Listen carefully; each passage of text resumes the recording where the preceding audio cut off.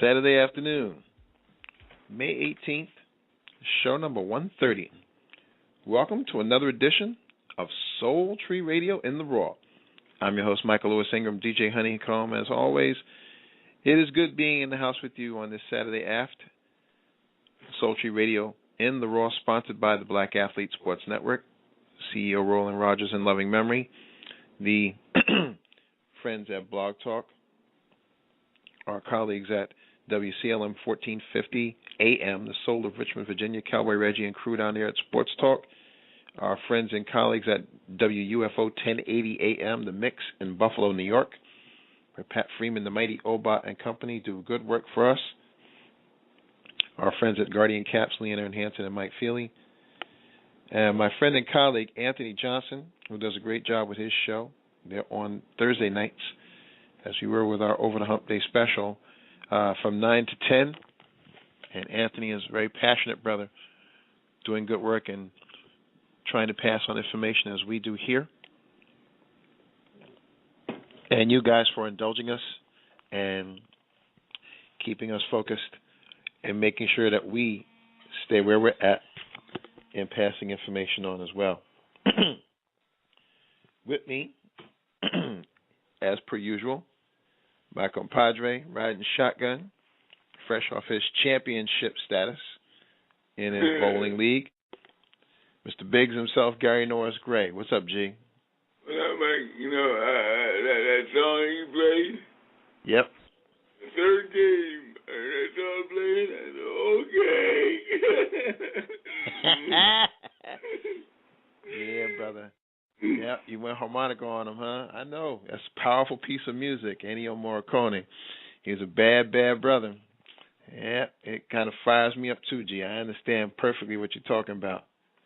And there are some things to be fired up about today, folks. Sad to say. The menu here is going to be rather intriguing, as our staff of resident chefs will be in to serve as we speak for the next 2 hours. We're going to go backwards before we get to the main issue. Coming from the downloads department, Chris Clue, who some of you may or may not remember, was a punter with the Minnesota Vikings. Ironically, he's a footnote because when Donovan McNabb went to the Vikings, he had to make a deal with him to get his number back. And, supposedly sometime in the regular season, the Eagles are going to retire Donovan McNabb's number 5, or they're thinking about it at least. In any event, Chris Clue came to light because as the information was starting to further come out about Monte Teo and all the stuff that was happening, whether he had a girlfriend or not, whether he was gay or straight, it brought the issue of gay athletes, and of course Jason Collins coming in, and timing-wise, was a perfect storm for people to weigh in on whether they felt one way or the other about whether they want gays in the locker room, or whether they want somebody who declares that they're out in their locker room. And Chris Clue was like, look, I don't have a problem with it. And he and another football player, Brendan Iambadejo, basically said the same thing. Iambadejo is out of football right now, and it might be because he's 36 years old, but that's questionable. But Chris Clue was released by the Vikings. The Vikings went and got a punter. Now, he landed on his feet with your Raiders, Gary, but I was just curious as to the timing of all of this and that he wasn't collateral damage in the midst of all the media firestorm, especially after the NFL and the questioners and their front offices were getting busted for asking questions to kids coming in as potential teammates as to whether or not they liked girls, but was asking them more because they wanted to make sure that they were straight and not because,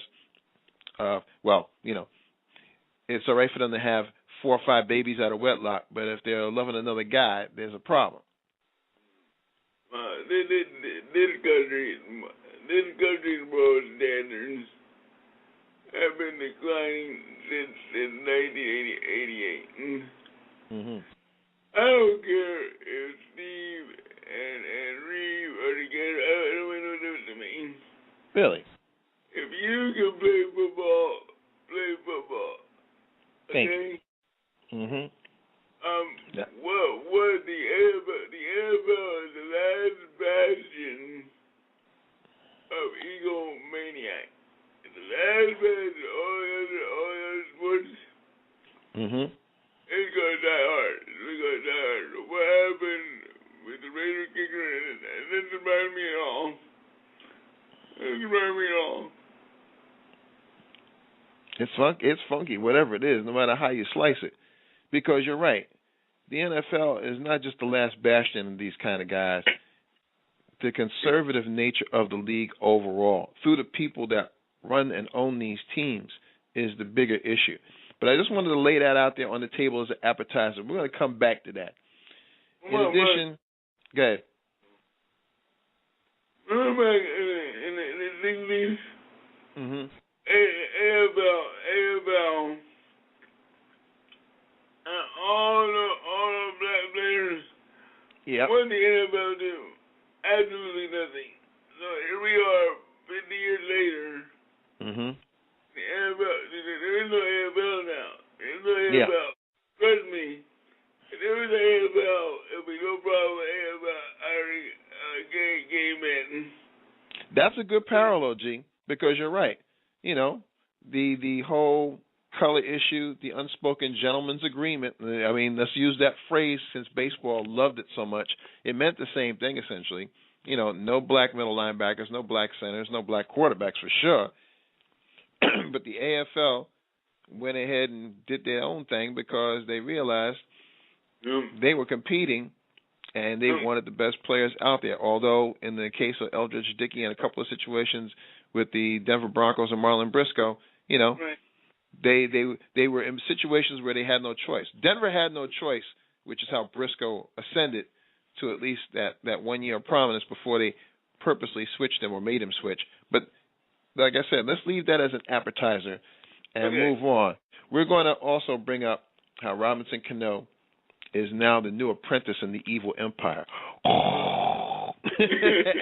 You know, as a man said in the movie, there's always two, one master and one apprentice, no more, no less. And we know that Robinson Cano now is the apprentice to Bronx Vader, a.k.a. Derek Jeter, as the evil empire is in first place and rocking it in the American League East.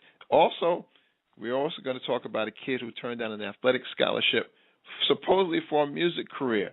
Now, we didn't have a chance to get back into that punk ass from Rutgers or his punk ass assistant coach, but we're going to get into them too, because the bullying issue that was a factor in these guys getting paid is something that we need to consider as well.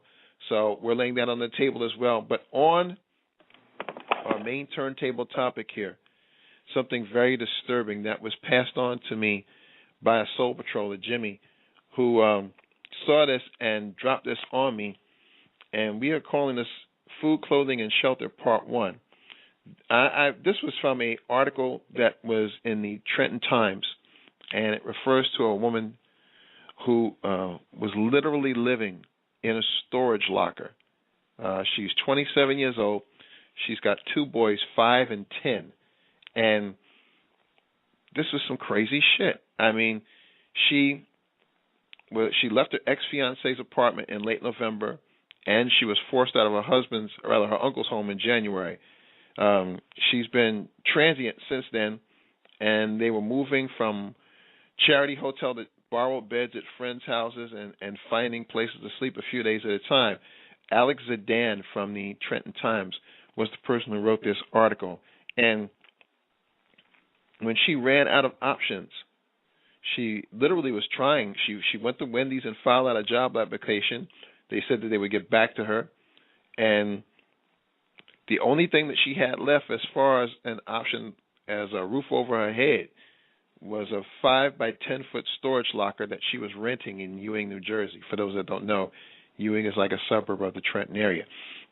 So they went inside the locker. They spent the first night there, and they stayed there sporadically through the end of March and into April. And unfortunately, the young lady, Sheena Johnson, was arrested for criminal mischief. And when they say criminal mischief, they don't really spell out exactly what it was she did. And that's when they found out about the arrangement with the kids. The kids now are in a resource home. Johnson's had no contact with them. And she was able to tell her story to Mr. Zidane inside of jail. And she spoke without a lawyer there, and she was talking about what was going on. She was employed by a staffing company until mid-December of last year, and then her son, acting up, the youngest one, having behavioral issues at school, the business was forced to let her go. And she tried to apply for welfare. They told her she was making $250 a week more than what was allowed. Now, she's got nothing, you know, and for those who have ever been in that situation where you had to do that, it's dehumanizing enough to go to welfare, because the mindset of many of those people there, you know, it's just downright mean. Because I don't know if it's the fact that they're fearful that they're going to end up on the other end of that line themselves, or what it is, but you always hear how things are ripe with fraud and stuff like that, Gary. But how many times when you have a mother with kids, you know, we always hear people saying, "Oh, they're going to come here and take shit over," and you know, "Oh, well, we're paying to keep a roof over their head," and all this nonsense. This is a woman who sounded like she was in real trouble, Gary. Well, once again, America turns its back on the really, truly needy. Mm-hmm. Now, yes, we have welfare queens, but you notice, you never see Caucasian welfare queens. Yep. And no accident. And that's on purpose. Yeah, it is on purpose. Until people look at the whole picture, which they won't do because America is spoon feeding them and nonsense. We have more white people on welfare than black. That's the first thing. Mm-hmm. Number two, black people do not apply for welfare as much as white people do. Number two. Yeah. Right? Mm-hmm. Number three, the media plays the game of numbers. And you look at the numbers, it'll tell you what the real true story is. And What bothers wrong. What bothers me, Gary, is that we know that there are people like this who fall through the cracks all the time. But in relating Ms. Johnson's story further, the fact that somebody's going to put a $50,000 bail on her, when it's clear that she's got nothing. You know, apparently she grew up in Pennsylvania, but most of her family's in South Carolina. She really didn't have many resources left as the article goes on. She was given a room at a motel in Lawrenceville, I believe, next for 3 nights, and she timed it with the weekend. The storage space where she ended up living in was climate controlled but not heated, so the nights were cold, but at least they didn't freeze, as you know, it was springtime. Who knows what this would have been like if this had been the winter? Mm-hmm. And she's trying to get by with 2 boys who need to go to school, and she's trying to find work or whatever. Now, when you weigh all of these things together, her ending up in jail isn't as much the story as once these wheels started turning, the inevitability of putting her in jail seemed to be an imperative on the system, the way it's set up. And that's what scares me, because she's essentially being jailed because she's poor. They haven't outlined exactly what the charge was. You know, criminal mischief could be, well, she was there in her storage locker.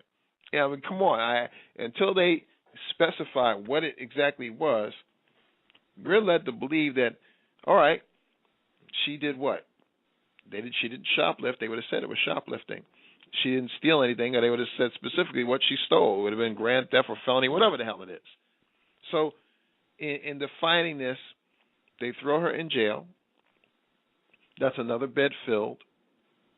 And who's going to come up with the $50,000 bail or the 10% of whatever it is?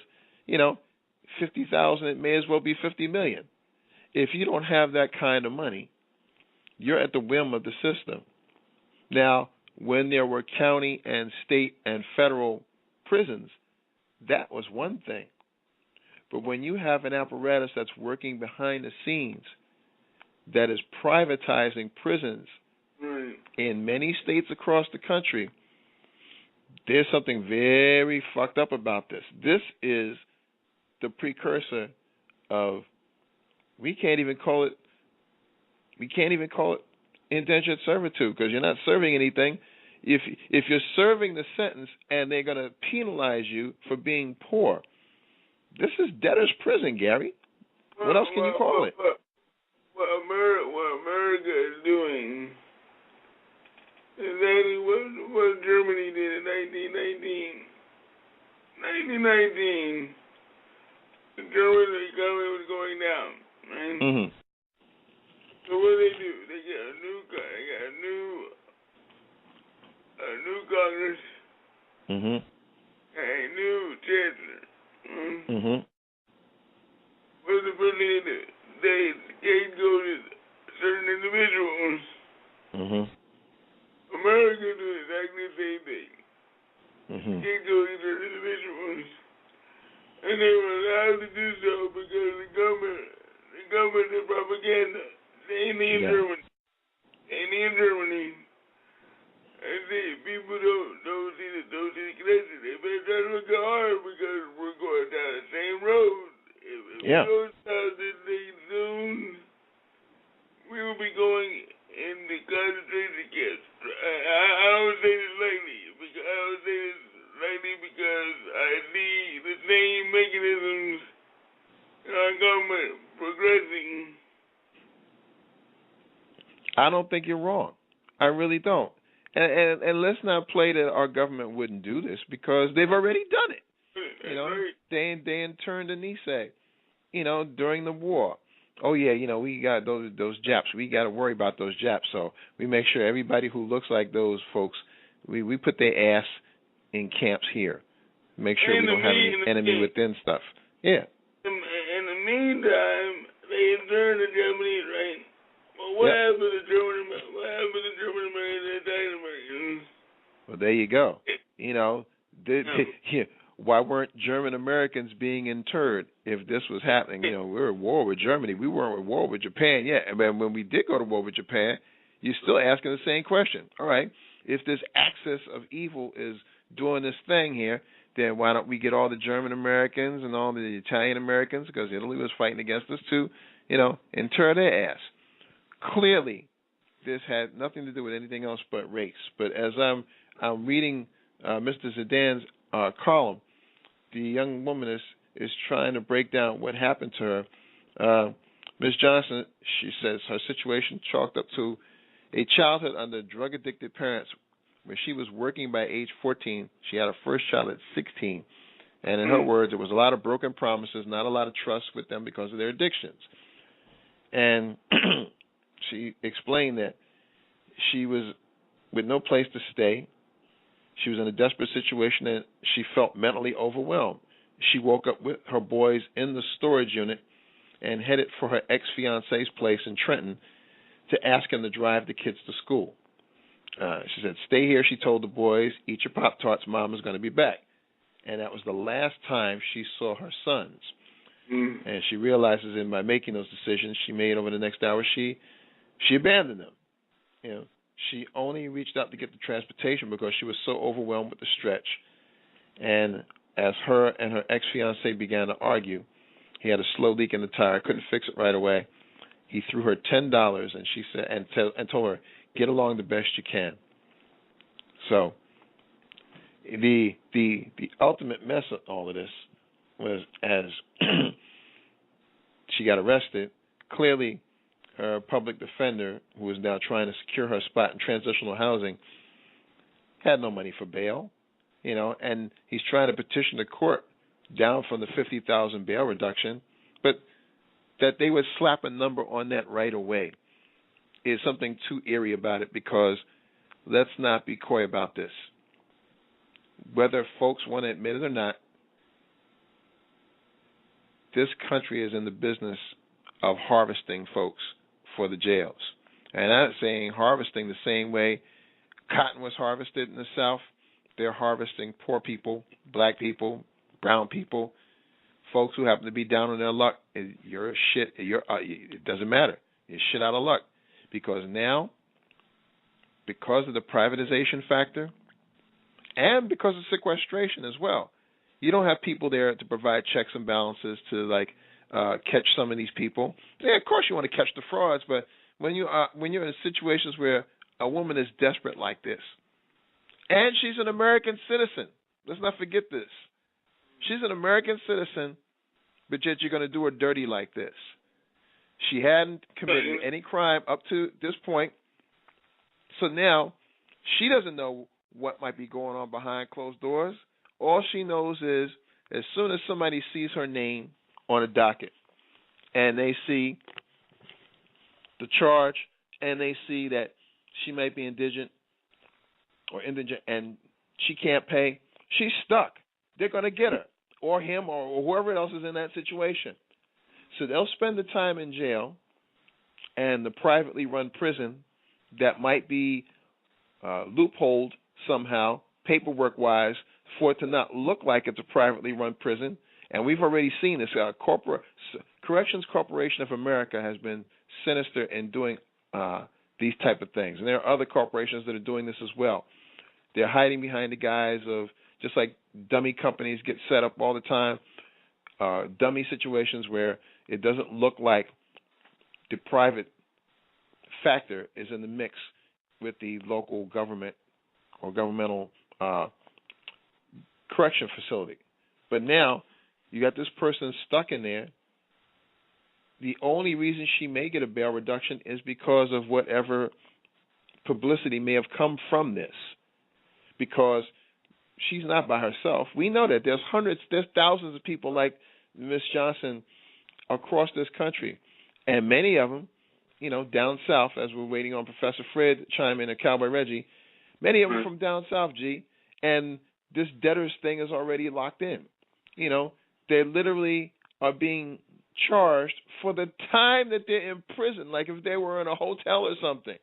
So once their time is finished, well, Gary, I'm glad you did your time for crossing the street without your wheelchair, but the bottom line now is that you got to pay for the time we had to make accommodations for you, and here's your bill. So fuck you. If you can't pay your bill, your ass is staying in jail. It's exactly what they did back in the 30s and 40s. Sure. With sharecropping. Now, I give you sharecrop, and you putting money. When you're a sharecropper, you have to go buy the material to grow your food, right? That's right. Well, where did your money go? Right back to the sharecropper. Mm-hmm. So you never get out of that because you always put money back into the farm.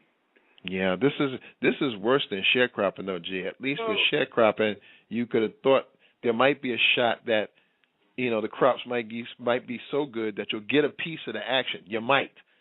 At least you had the hope that nature would work in your favor, but that they would harvest people in jail, and with the idea of keeping them there and rotating it so that would serve itself, so that even after you've done your time, you still have the specter of being hit with, well, if you can't afford to get out of jail, we're just going to have to keep you. And this cyclical thing continues on. And so you become a non-factor. People don't care about you. You're gone because no one's going to know. And she made it clear herself. She ran out of options. Clearly, whatever family she had either couldn't help her financially or were strapped themselves to provide a resource for her and her kids. And there's thousands of people like this. So this one person being in a storage locker it's a metaphor for how far this country has gone downhill. People are sitting here in dire straits. For every person like her, there's others sitting on the precipice. And for everybody who is able to get that paycheck and pay everything, and then at the end of it, they know. It surely could be them, Gary. We're all in the same boat here. It's one paycheck or one medical situation or God forbid, one accident away from having everything spiral away, and we may end up caught up just like this young lady. I'm waiting for Republican Party to cancel Medicare. That's what I'm waiting for them to do. Once again, people need to rise up, and we need respect. What happened to this woman? Where were the community people around her? Where were they at? Because my thing is, if you're a mayor or you're a congressman or a councilman, and you get leaders, I mean, they give you the doctors on the minute of the month. Mm-hmm. So they know who goes to jail, who doesn't go to jail. They know who gets arrested for what crime. Sure they do. And you mean to tell me that city council sat there and did nothing about it? Sure they do. But see, Gary, as you say those things, again, Sheena Johnson would have been a footnote for somebody somewhere, on a log in terms of logging in prisoners, because she wouldn't have mattered. It's only by fortune that Mr. Zidane picked this up and was able to relate this. We know she's not the only one, but when somebody's that desperate and they've got kids, and how many times do we have to say this? This is an American citizen we're talking about. This ain't somebody who just who came here, on the flotilla, or who came out from Cuba seeking asylum or anything like this. She was born here. There are certain things as an American citizen she should be entitled to, and I am using the word entitled. But having said that, if nobody knows about her, where is she going to be? She's gone. Her and thousands of others like her, they're going to be gone in some roster somewhere, and when them prison doors close, they don't give a rat's ass about her. All they care about is that bed is filled. When she wakes up, she's going to go maybe do work for somebody, or they'll have her out cleaning up a highway or something like that. There's something very fucked up about this. People get arrested for lots of reasons. You should never get arrested because you're poor.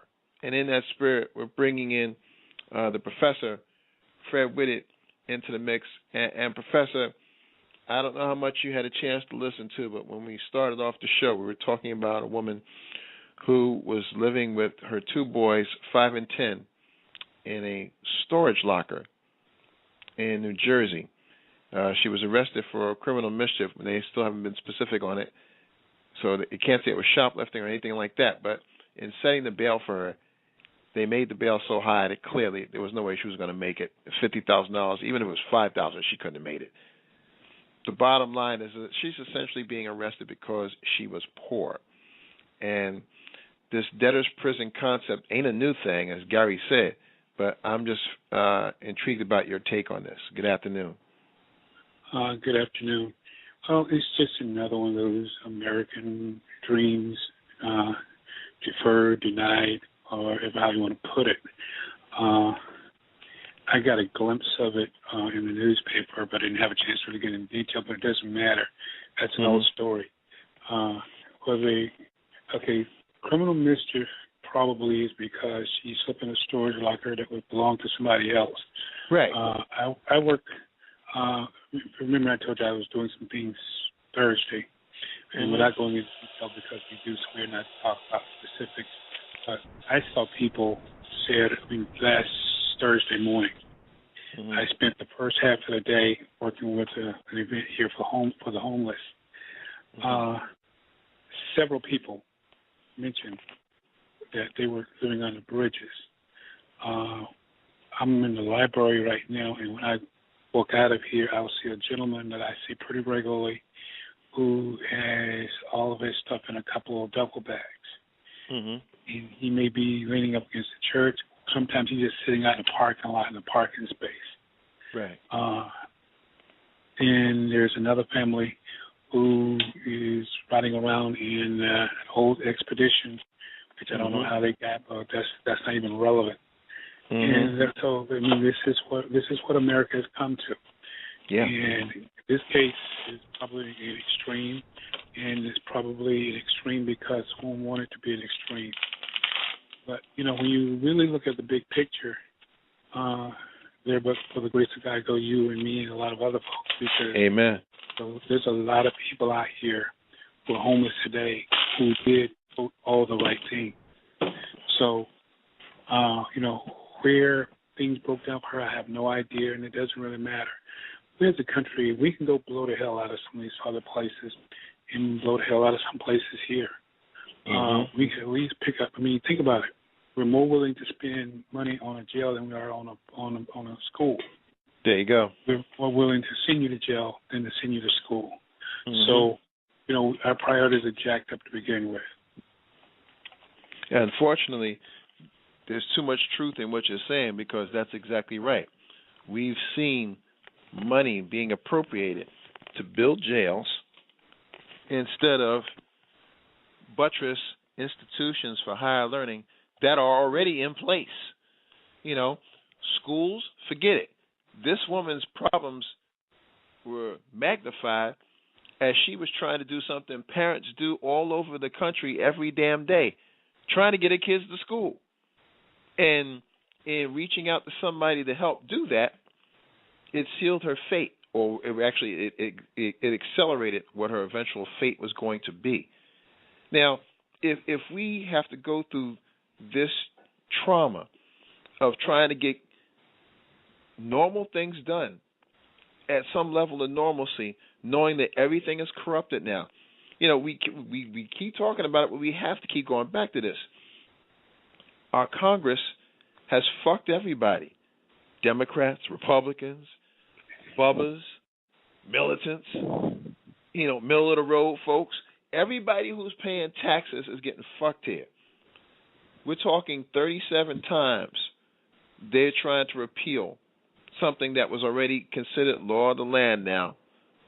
And whether you need it now, whether you'll need it later, whether it was too late, it really doesn't matter. The point was it was passed. And this money and time that they're spending is all about obstructionism. Don't get anything done. And if you think, whether you're in North Carolina or Gary in California or me up here, that things are going to be better with this atmosphere of obstruction continuing, people got to be crazy. How many people are not seeing the big picture and saying, all right, you know, I don't like this black man in the White House, but y'all are going too far with this shit. What about the damn jobs? You know, I don't give a shit what color he is. My baby's got to eat. You know, stop it. Well, most people are more willing to go along and get along, unfortunately, than they are to do or take those necessary steps because it seem to be too complicated. The same people who can call in to win a free download of the latest CD can't call their representative. They can't call their senator. They can't email their senator. I mean, it's the same process. It's easy to get through, but you know, you work in radio, so you know, or you know people who, and they say, well, you know, we're gonna, you know, call them at 15. Well, calling them 15 turns out to be calling them 150 in a minute. And so, I mean, if you can dial and see, and nowadays, think about it. You don't have to go through the complicated steps you used to have to go through to get through to somebody. You can just sort of pick it up, you're there. But we react to too many things, and we don't get enough things done proactively. And because of that, you know, you see all kinds of stuff going on right now. We were talking the other night about the school situation, the situation with the 4 HBCUs out of 13. Mm-hmm. And my question, because I was on Reggie's show briefly earlier, and I talked about that, and they were shocked. But why do we have to be shocked into action? Why don't we just do it? We know that it's not going to be done for our... This is the essence of doing for self here, because we know there's not going to be any backup. And this obstructionist government has made it clear that there's not going to be any backup. As we're speaking right now, over in Philadelphia, there's a brother, Craig Stroman, who drives up from where he is in Baltimore to go to Philly to feed homeless people. He does this every week like clockwork. And I'm mentioning him because the brother recently got a grant to continue to do this, and God bless him for doing good work. But the fact remains that he shouldn't have had to be put in a position where he has to do this. He's doing this out of his heart and goodwill. And there are other Craig Stromans like this scattered across the country. But why should the Craig Stromans of the world even be necessary, Gary, to come to do this where their humanity has to supersede the negligence and the obstructionist nature of a handful of motherfuckers whose salaries we pay to do this stuff? It's got power and control. Until America gets honest with them, and for the past 3 years, colors are absolutely nothing. The black colors are absolutely nothing the past 3 years until we demand action.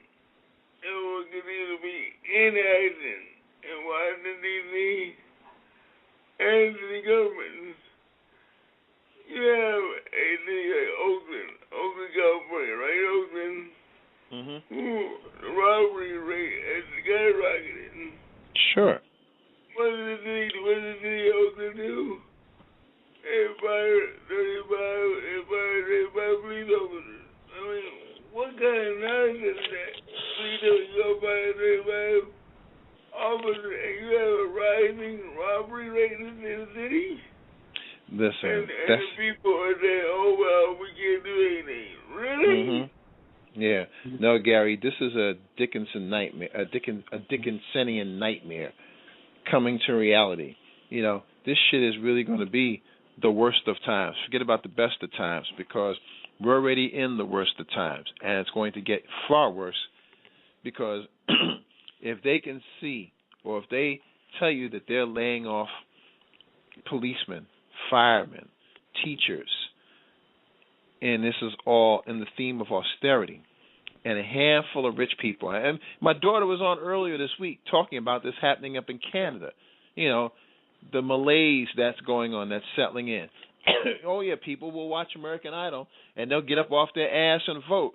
And I got to stay on this, because even though this competition is over, and yes, people want escapist entertainment, I understand all of that shit. But you've got millions of people voting for a fucking competition like this. And I got to say, it's exactly like it is.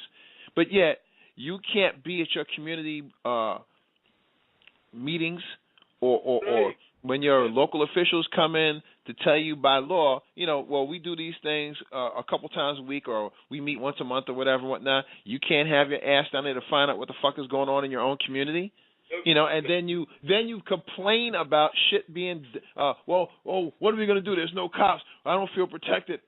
Well, where the fuck were you to speak against this? But American Idol's on. I got to go. I'll see you later. Cowboy Reggie said, right on the head. He did his months ago.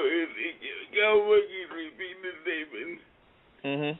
You sit here and you watch all these reality shows. They can tell you all the names of each of the reality players. Yep. And they cannot name a single congressman in their state. That's a good one. Mm-hmm. That's a good one. You know, Fred, you know, as Gary's talking about that, I think even more annoying is the fact that they will cite chapter and verse what so and so could sing and couldn't sing, couldn't sing, and all that other shit. But yeah, ask them to name who Junebug's teachers are for science and math and history. They can't tell you because they ain't been at the damn school. They can't tell you. Not only that, you know, one of the things I like about private schools typically is okay, you paying the money. They're going to tell you, you got to be here for the meeting, and you show up. Yep. You paying your money, you see the money that you're paying, so when Junebug right. at the fool, you go down and clock it behind and get him behind straight. And then he act like he got some sense. Yep. You know, the stuff your parents didn't have to do because they let you know. That's right. I don't hear nothing. I don't hear nothing to teach about you. That Mm-hmm. ain't good. If I do, it's me and you. Mm-hmm. Yes, they do take the teacher's side. And no, in spite of the fact that there are some teachers out there who shouldn't be in a classroom or probably on another job, yep. you still have a situation where there are still teachers. If that's the teacher your child got, make the most of it. You right. can't make the most of it, or you don't know you don't know the teacher. Teacher don't know you. There's a lot can be done because we came up on with far less information, far fewer resources. We came up on a situation where we had to toe the line because it was us against some teachers and yep. parents, and you know, and some of you mentioned this gentleman doing the feeding. You know, I don't know how far. I know up that way is right up the street, so yeah. you know, between Baltimore and Philly. But mm-hmm. you know, where are the churches in Philly? Yes. You know, just like where are other churches in Oakland or San Francisco or Fayetteville. You see, well, we doing so much. You know, your pastor does. You know, and I'm gonna this is one of my issue because I've sat on the board of a church for 15 years. Mm-hmm. I know where money goes. I know how it gets spent. I know how frivolous a lot of times money gets spent. And these are the ones. There's several things. One, we can't support black banks because we're so busy supporting white banks that won't lend your parishioners money. Hello. Mm-hmm. We can't get things done because we have pastors who want personal meetings with you that they quote forget.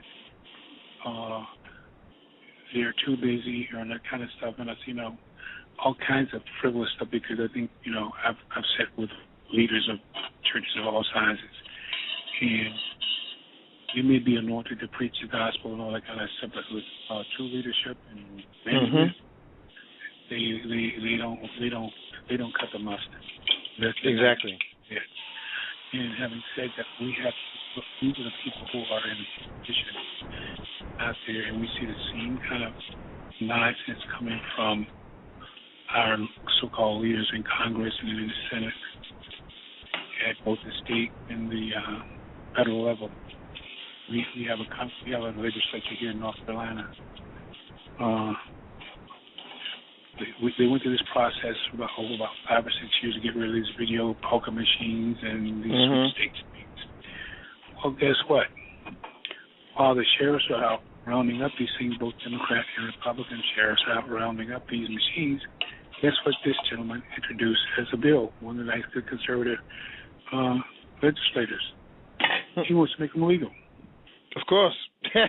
Of course. And and that's how ridiculous some of the and you see the same one will not bring to the floor a bill about fixing roads, fixing schools. He won't, and heaven forbid they have to fly somewhere now, because my understanding is the lines at the TSAs are backing up big time. Mm-hmm. But then they want to be conservative, so they not pay these people to work. Mm-hmm. So you're literally choking the chicken of the whole corporate structure financially. People just doing normal things, just maintenance type stuff. is being stifled simply because people aren't getting off their ass to make sure folks are accountable. I'm sorry, Gary. Go ahead. Remember back in the 40s and 50s, we had numbered runners in the streets, our street. Yeah, I know. Mhm. Okay, now think about this. Here we are in 2013. Mhm. And what are you talking about? Mega bucks, right? That's right. Well, excuse me, we had numbers back in the 30s and 40s, didn't they? So what are you talking about? I said the government was a free ride. Right? That's right. It won't let people have a free ride, but the government gets a free ride. Right? Listen, Government started the lottery over. When I was a kid, there were only two states had lottery. Mhm. This year they have 46 states have lottery now. 46. Well, Gary. Go ahead, Gary. I'm sorry. Make your point. No, I mean that to me is a crime because the money that was spent on the number runners stay in the community. Now it goes to the state. That's an excellent point, Gary, because that's something we touched on a long time ago, even when we were doing this on other shows. Right now, as I'm sitting in Pennsylvania, they're putting through commercials where they're talking about how when you buy a lottery ticket, you're giving a senior in Pennsylvania a hot meal. That's Now, cool. It's a noble premise. So you're saying now with this $3 lottery ticket I bought, some older person in Pennsylvania, God bless them, will get a hot meal because this money is being allocated for this sort of thing. Well, all right. If we're talking about, let's go back to your number runner's point. Actually, truth be told, just before the state lottery existed in New York, full disclosure, I was working for the number bank. I was a runner. So having said these things, when they decided to take this thing over, they already knew the potential of it. And this was way before, they've had years of experience in it. Whether they call it policy or the numbers or whatever the deal is, they knew. And they also knew, just like you said, Gary, if you hit a Bolita or a Singleton or whatnot, and you caught the number straight and you got that $600 payout, what did that do? That money did stay it stayed in the community because it was going to pay bills, it was going to get groceries, it was going to do all of that stuff. And because the runners had to keep their word with this, for all intents and purposes, it was a solid economic pipeline that was running through the community. Even though it was drips and drabs, them drips and drabs were consistent.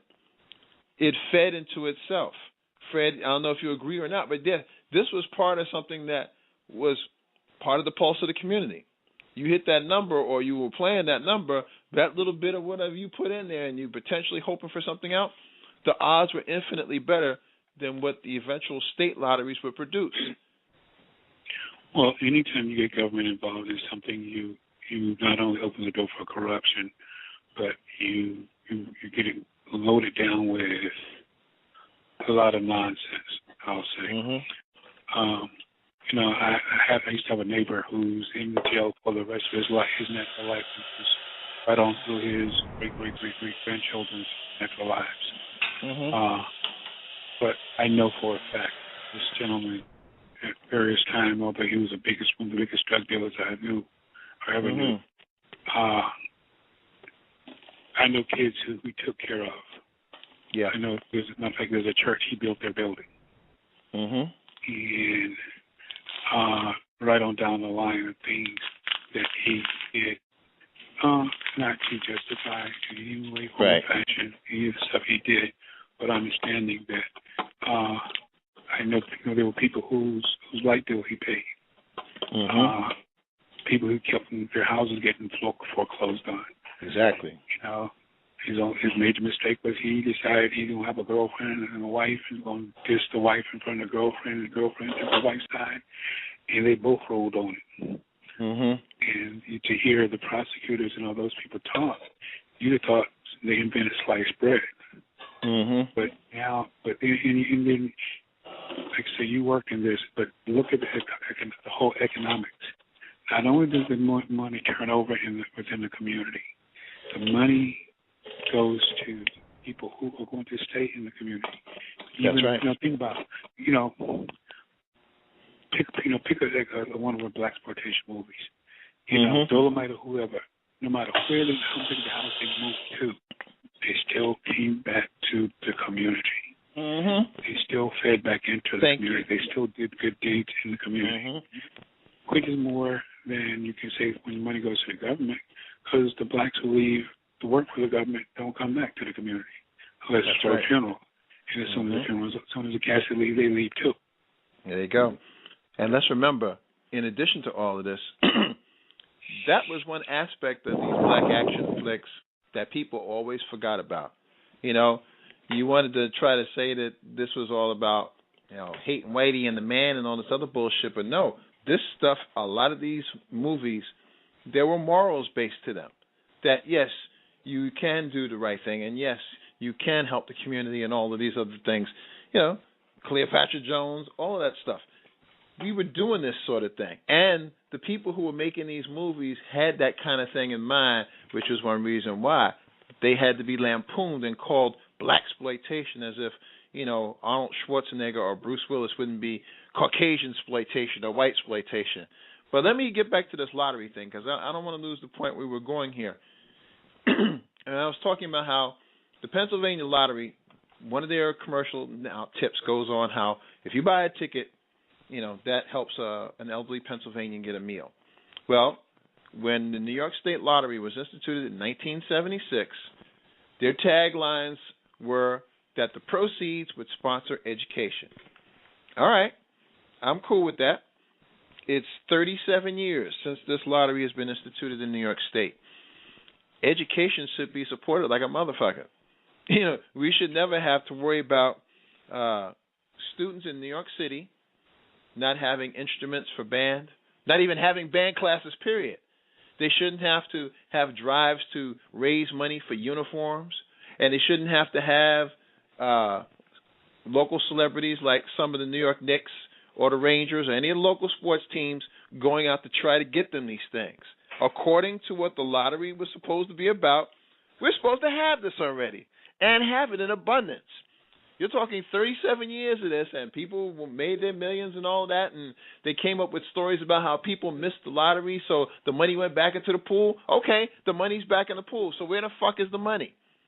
Where is the actual value of the money? Is it being spent on better books? Is it being spent on kids? No.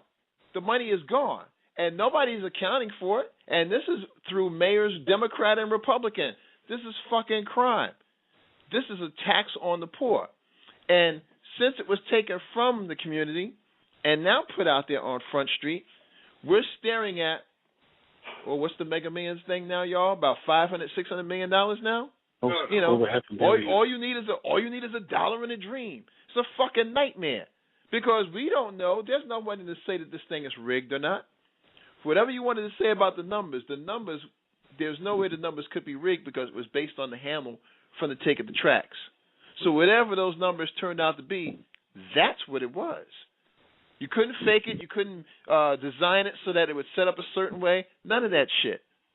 That's why you had dream books and all this other stuff that literally became part of an institution. That, again, recycled dollars back into the community. But all of that was corrupted when the policy was taken out of the hands of the locals and made government. Go ahead, Fred. I'm sorry. No, you're right on point with that because you look at the big picture. See a whole lot of crazy stuff going on out there that nobody can justify, and there's always, it's just like watching ball games. Now, you sit and watch Dick Vitale. You ain't never seen the game he's talking about. There you go. It's Dipsy Do, Dunker Will, it's that's the greatest play ever. You think he's sitting like, what's the big deal? I've seen, he didn't do a cartwheel, he just did a 360. We've seen that before. Yep. And so with all this other stuff, the Super Club right now, I know some guys, plus I frequent, they're probably down there fussing now about what numbers of play, so they can. I think they're putting up $6 or whatever it is tonight to play a bunch of different cards, all that stuff. And just like so many other things, it can be rigged. I don't trust them no further than I could spit. And because of that, I just chose, it was $6 or $6, yeah, but I just chose to keep it in my pocket, go buy a soda. If I'm going to gamble, I'm going to gamble on me. I'll put the money to making copies or something for the project because, see, we're out here. And we have all kinds of opportunities to do all kinds of things within our community if we would get off our behinds and do it. The problem is we got the they syndrome. They ought to do it. Who's they? Yep. And unfortunately, when they do it, they take control, and they do things that are not necessarily kosher. And in the end, we're still trying to get our street paved before the next election. And we're trying to get potholes fixed without an election coming up. And nobody responds because, hey, we have not been the squeaking wheel all along. They know that they know how many times we've come back to the table and want to negotiate versus truly making a demand. And because we make no demands, hey, we're not making a demand, we don't get anything. And we have yet to, and this is cross-cultural, so there's no specific group. That's right. We have learned that we have not learned that we have to make demands. Reggie's right. The gays and the Jews do it. Very consistently, very systematically. And you'll realize... Oh, sorry, go ahead, Gary. Very interesting that they go for him. We had lottery for 1983. We had three commissioners. The state commissioner was African American. Well, you know what happened to him? He got suspended. Why did he get suspended? For not accounting for funds. Now, you tell me that the other two commissioners were doing the same thing. We don't ask questions we don't ask questions.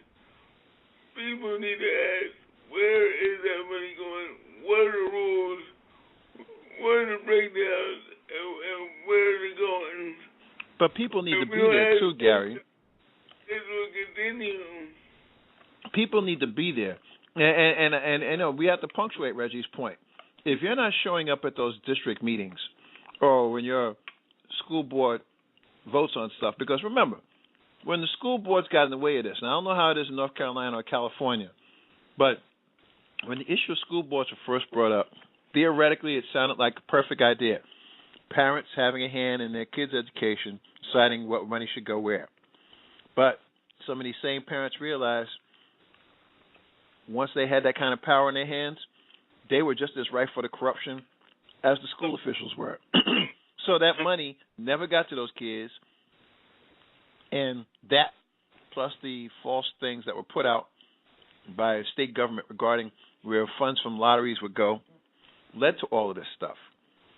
So if you're so bent on corruption that even though you know you're in a position to do good and you don't do it anyway, it's like, well, yeah, of course, you're going to deserve what you get.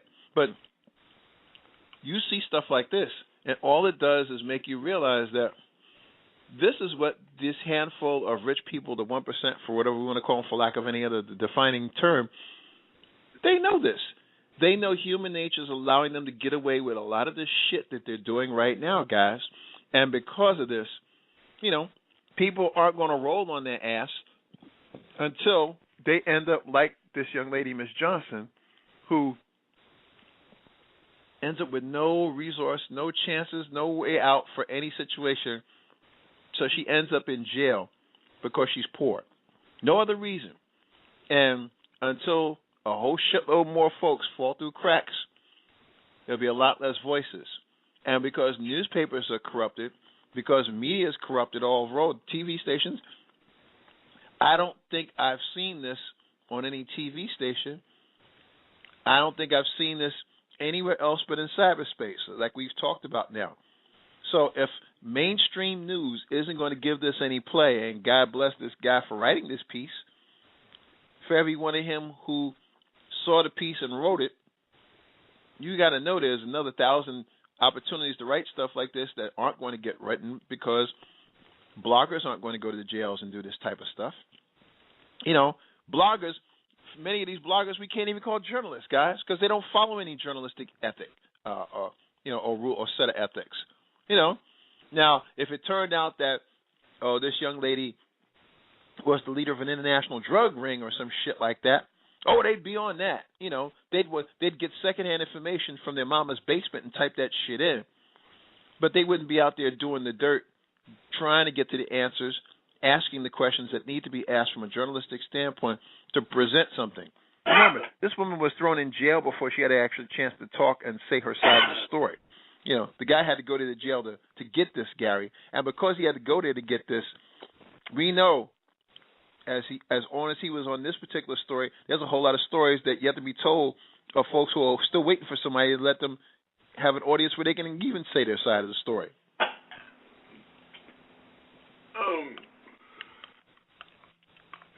The American media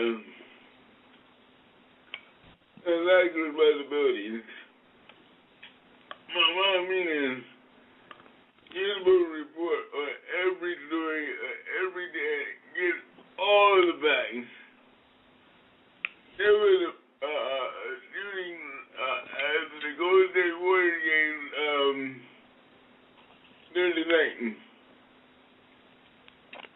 The word got that these were gangland shootings, but found out it had nothing to do with gangs. But because the media did not do work that night, that story got out. I did hear about. It leads to misinterpreting the city of Oakland. I did hear about the shooting. I did hear about somebody dying, but I didn't get the full scope of the article. But that's it. It was two gang bangers, rival gang, and nothing to do with gangs at all. But because the media was because they were African Americans, they didn't do the homework. And there's nobody to catch them and make them accountable for it, which makes it even worse. Makes our structure weaker and less reliable because folks won't get on point and say, oh, wait a minute, let's check that out. Somebody verify this. This is what editors are supposed to be there for. Do you have attribution? Who said this? Can you confirm it? You don't put that out on Front Street without attribution. But we know this ain't journalism anymore. They don't care. So they're going to do these type of things. And when something like this falls into the if it bleeds, it leads mentality, they're definitely going to put that out on Front Street. So as we flip back to where we started here, we've got people in a system with no way out, literally. You know, we're supposed to be taught morals and all this other nonsense that, you know, the politicians will spout when they feel like it. But yet, when some people get to do or try to do the daily things that all of us do and fall through the cracks, there's nothing there to catch them. We know as we're speaking, more money is being wasted And that's my money, that's your money, that's Bubba's money, that's Junebug's money, that's everybody's money. And when y'all getting that money from wherever y'all get it from, you know, that money's going to pay bills. That money's going to keep a roof over your head. That's going to keep you afloat. That's going to pay your bills. That's going to feed your family. And if these things are being done to stifle those efforts, where if you're down on your luck and you go up and you get up off your ass and you're applying for jobs and you don't have a place to stay, and they tell you, well, if we don't have any way of contacting you, we can't hire you because we can't depend on that what if to see if you'll come to work every day. You are permanently in a cycle that's going to destroy your psyche at one point in time, no matter how strong you are. This is the mindset of those people who in India were called the untouchables. You know, they're the lowest of the low. It's not that they had leprosy or herpes or anything like that. They were born into a certain situation, a caste system, as they put it, and they can't get out of it no matter what. No matter what they do, they were referred to the fact that you're at the bottom of the deal. That's where you're going to fucking stay. We have now American untouchables in this country. This young lady, Miss Johnson, is one of them. And there are thousands more like her.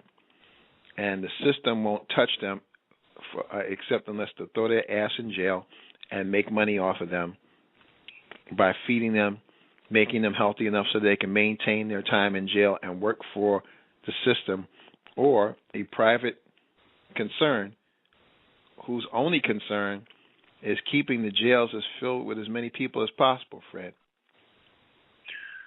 Well, it's not even just the jails. Remember the building in Bangladesh, I think it was, that collapsed? Yeah. It was a Walmart, actually, I believe. And you remember that when they started finally checking into this building and how it collapsed and all this kind of stuff, come to find out that they'd added 3 floors to the building without any kind of inspection, any kind of regulation. It was, and the building was a sweatshop for several of the major clothing lines. Now, we have not heard any of the people who own the clothing lines called to task, although they arrested people who own the buildings over in whatever third world country this was. Bangladesh, I believe. Yeah, and you've heard people being arrested over there, but nobody's being arrested over here. Well, that was outside the country, so our laws are. It's not an international incident.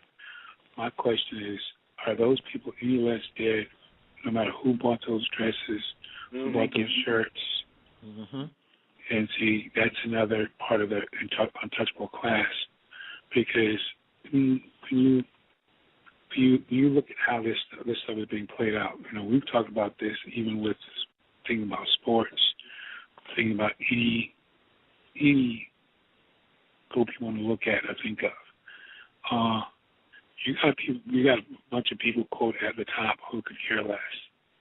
Yep. And because our folks here within our own borders, they don't care to the point where they don't even bother to know. Because they don't bother to know, what we end up with is always, you get this flash. Oil rig blows up, 11 people killed, spewing X number of millions of gallons of oil, and okay. Now they're beating the path to the coast, to the Gulf Coast. Why? Because we go down there and play it's cheap. Well, oil's still there. I mean, they're worried about killing birds and stuff, but, it's like I said, we got this exhibition here about Holocaust. My question was, well, where were those same people out there who said about burning books in Germany? Where were those people who were their hates against burning Negroes in Alabama, Georgia? It wasn't there. And because it's not there, you have people who know It's already calculated. They like you said, they know human nature. They can sit back and calculate how fast the reaction is going to be, how big the reaction is going to be. And you've ever noticed how they're seldom more than a percentage off? That's right. You know, because there are control factors out there. The desensitizers are out there. Some of this crap that everybody want to see on TV. Again, they're more willing to vote for American Idol than they are for the people that make decisions about their lives. Exactly. How long is a Fantasia song? How long is a Ruben Studdard song?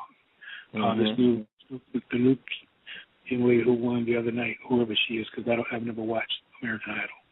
Neither have I. How long is her song going to last? And with the way they do things now, we're not talking about Patti LaBelle. We're not talking about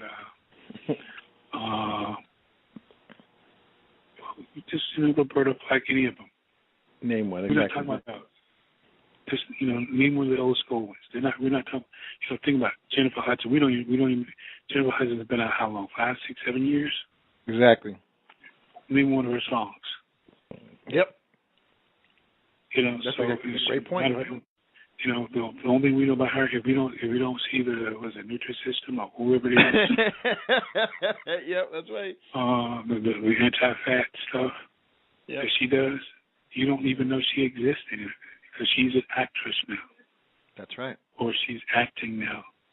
Name a movie she's in. Can't. But we always have responsibility for our image on TV too. What I was about is Kerry Washington. I have an issue with Kerry Washington. I mean, the woman is a great actress. But why are you gonna play a role of a skanky little woman in the White House? And if you think about what you're doing, you wouldn't accept roles like this. But see, they know this, brother, and see, in fairness to Kerry Washington, she's like, look, how many opportunities do I get for roles? Because they know black women aren't going to get roles in major motion pictures. They know that, and when they do, they'll pick a designated black, whether it's Halle Berry as the designated black for a couple of flicks, or Alfred Woodard back in the day, or Angela Bassett as it was for a time. They know we're only going to hand you a crumb here and there and whatnot. So I'm not as so much at fault with her because I've never seen Scandal, and I ain't going to front. But here's what bothers me. With the technology the way it is, well, why don't you just fucking TiVo Scandal and American Idol if you want to see it that damn bad, and then go down to District Council 7 and find out what the fuck is going on at your kid's school board meeting. Thank you. You can go and watch it at any time you want. And it's funny because, our show's like that too. Even though we want people to listen to it live, you can listen to our shows anytime you want. Just go back to the Blog Talk website. All our shit's there on archive. My shows, the Gray Leopard Cove, all of them. They're there. When you really want to sit down and kick back and listen, they're there for your edification and enjoyment and hope enlightenment. But that you have this laziness on the part of society, or, again, that factor, because when you see that homeless person on the street, you look at them and like, oh, fuck, I'm glad that ain't me. But deep down inside, one day it might be you if circumstances deem it otherwise. Like you just said it earlier in the show, Fred, by the grace of God, we are all one moment away from being exactly where those people are out there. And we all need to recognize and understand that if we're not trying to make sure that all of us are trying to pull up out of this shit, and we're trying to help as many people as we can, even if it's just to inform, what damage is done long term? And when all those Americans are idle to what the hell is going on, this is part of the price. We've already seen this price exacted, and specifically in the state of Pennsylvania. Young people were being thrown in jail to make money. They admitted it. 2 fucking scumbag judges admitted this. They set up a system where they were silent partners in these correctional facilities. Now think about that. A judge who owns a jail Do you think you're going to get a fair hearing in a court where the judge owns the jail? You know. Well, Mike, was it one of the NBC shows? They actually had an episode that I got caught part of on this, and they set this judge up, and she was, and when they caught her at it, I mean, wait a minute, this girl is going to get this kind of a sentence, first offense, et cetera, et cetera. And these kids were white. So you can imagine what the brothers and sisters were getting in this process. But we don't check for conflicts of interest anymore because we fired the people who could do that. Thank you. You got to. We either fired them or we laid them off, Fred. Yeah, and or we it's just like was something recently. Why doesn't the Attorney General's why aren't they investigating this?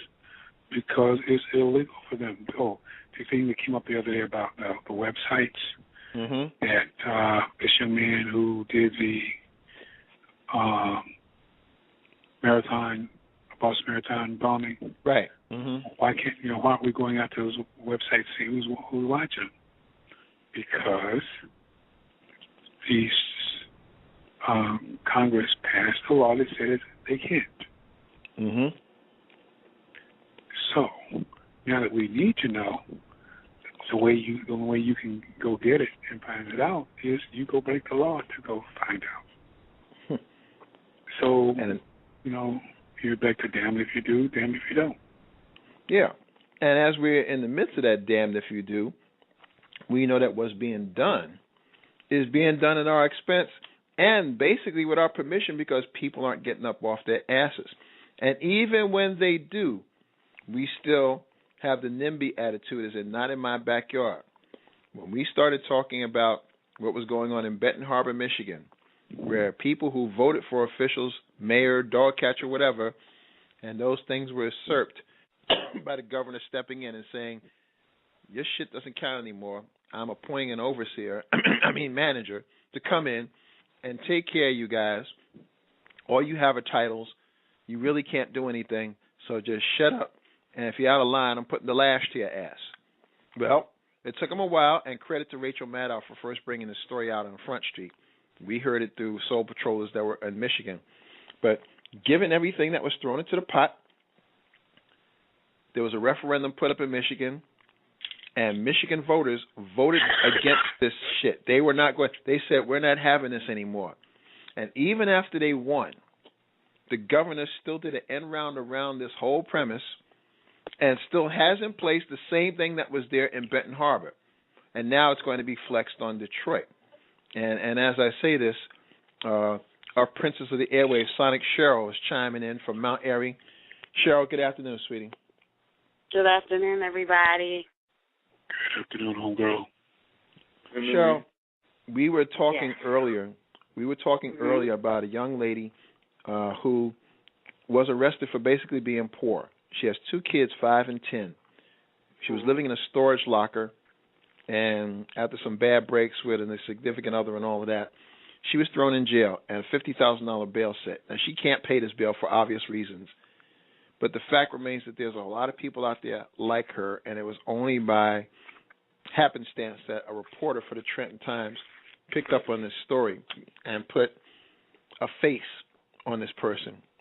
We know there's thousands of countless faces in the same boat, and they don't have a voice to speak for them because they've been marked with just being poor, nothing else. And being poor in this country now is far different than what it was 50 years ago. This is death sentence, and you're going to fall through the cracks, and I'd just like you to throw something in the pot regarding this.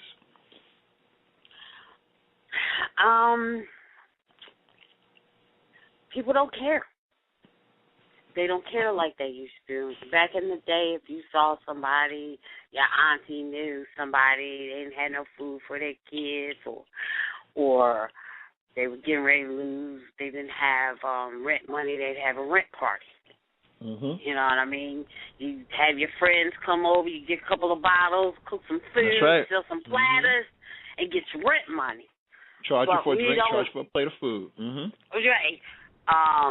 Most of the time you have a good time at your friend's rent party because, look, Dad paid rent. Something came up. They came up short. So a lot of times you patronize, your friends. But nowadays people are all about me. They don't look to, and I'm sorry to say, especially with black people, it's not my problem. Mm-hmm. And it's very, very sad. Because you never know, just feeding someone and their children, you never know what a difference you make in their lives.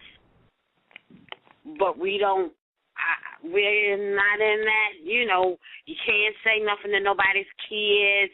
Oh, no, that's my child. Your child is the worst thing walking.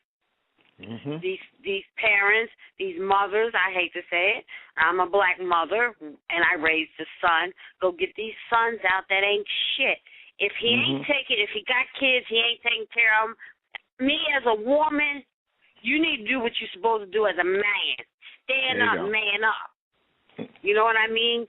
Mm-hmm. And the system, different states are changing how the system works for the poor, which when this man that we call our black president said you need to get out here and vote, you don't do it.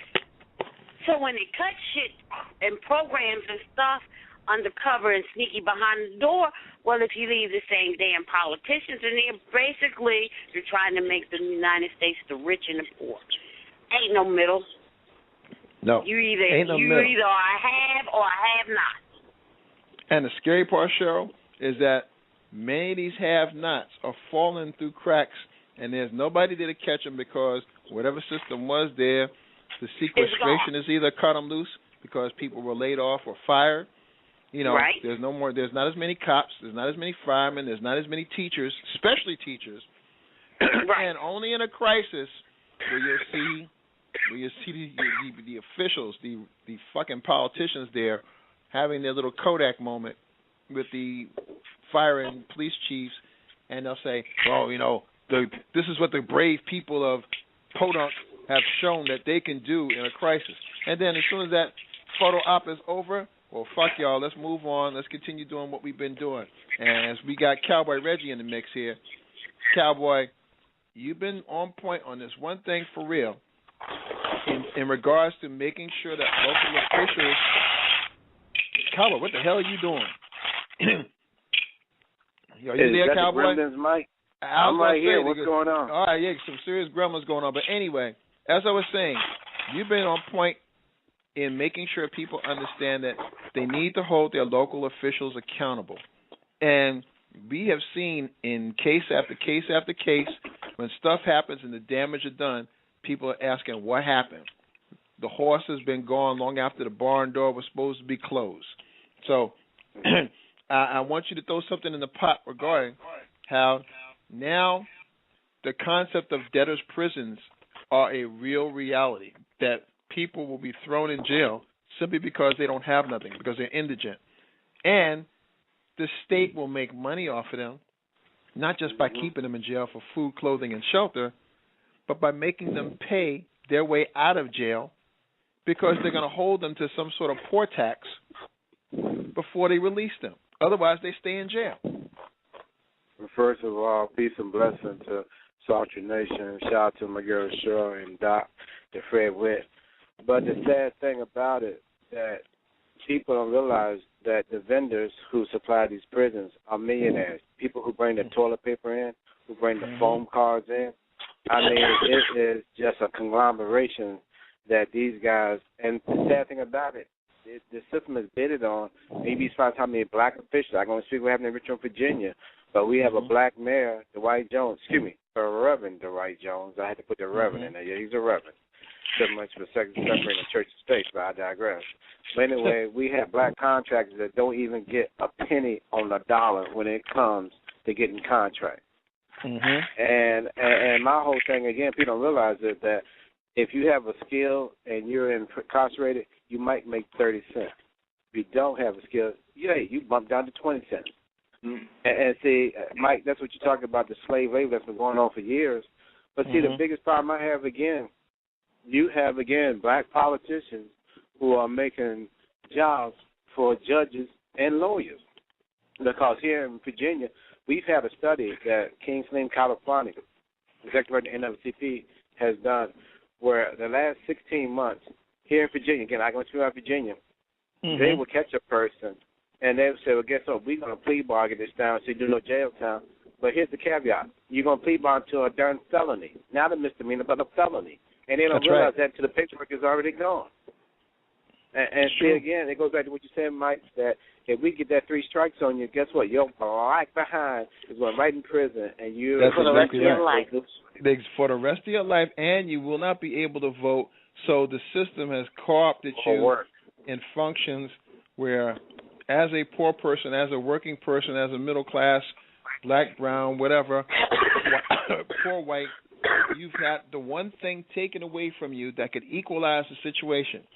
That's why the emphasis for the past year plus, and Gary foresaw this, even though it was just the presidential election, Gary foresaw this. The mainstream media, in conjunction with the 1%, whatever you want to call it, they decided we have to make a concerted effort to make sure voting was going to be harder to do wherever it was. This wasn't an issue of it being a southern issue or east or west or wherever the fuck it is.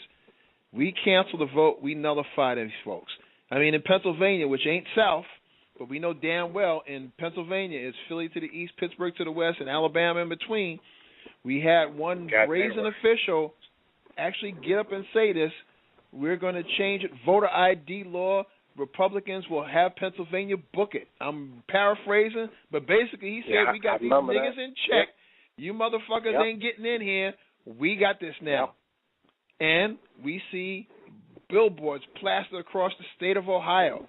Voter fraud, 10,000-year fine and 3 years in jail if we catch your black or brown ass. You know, we knew what they were doing. No, we knew what they were doing, and they knew. But, again, there were still too many people watching fucking American Idol for my taste.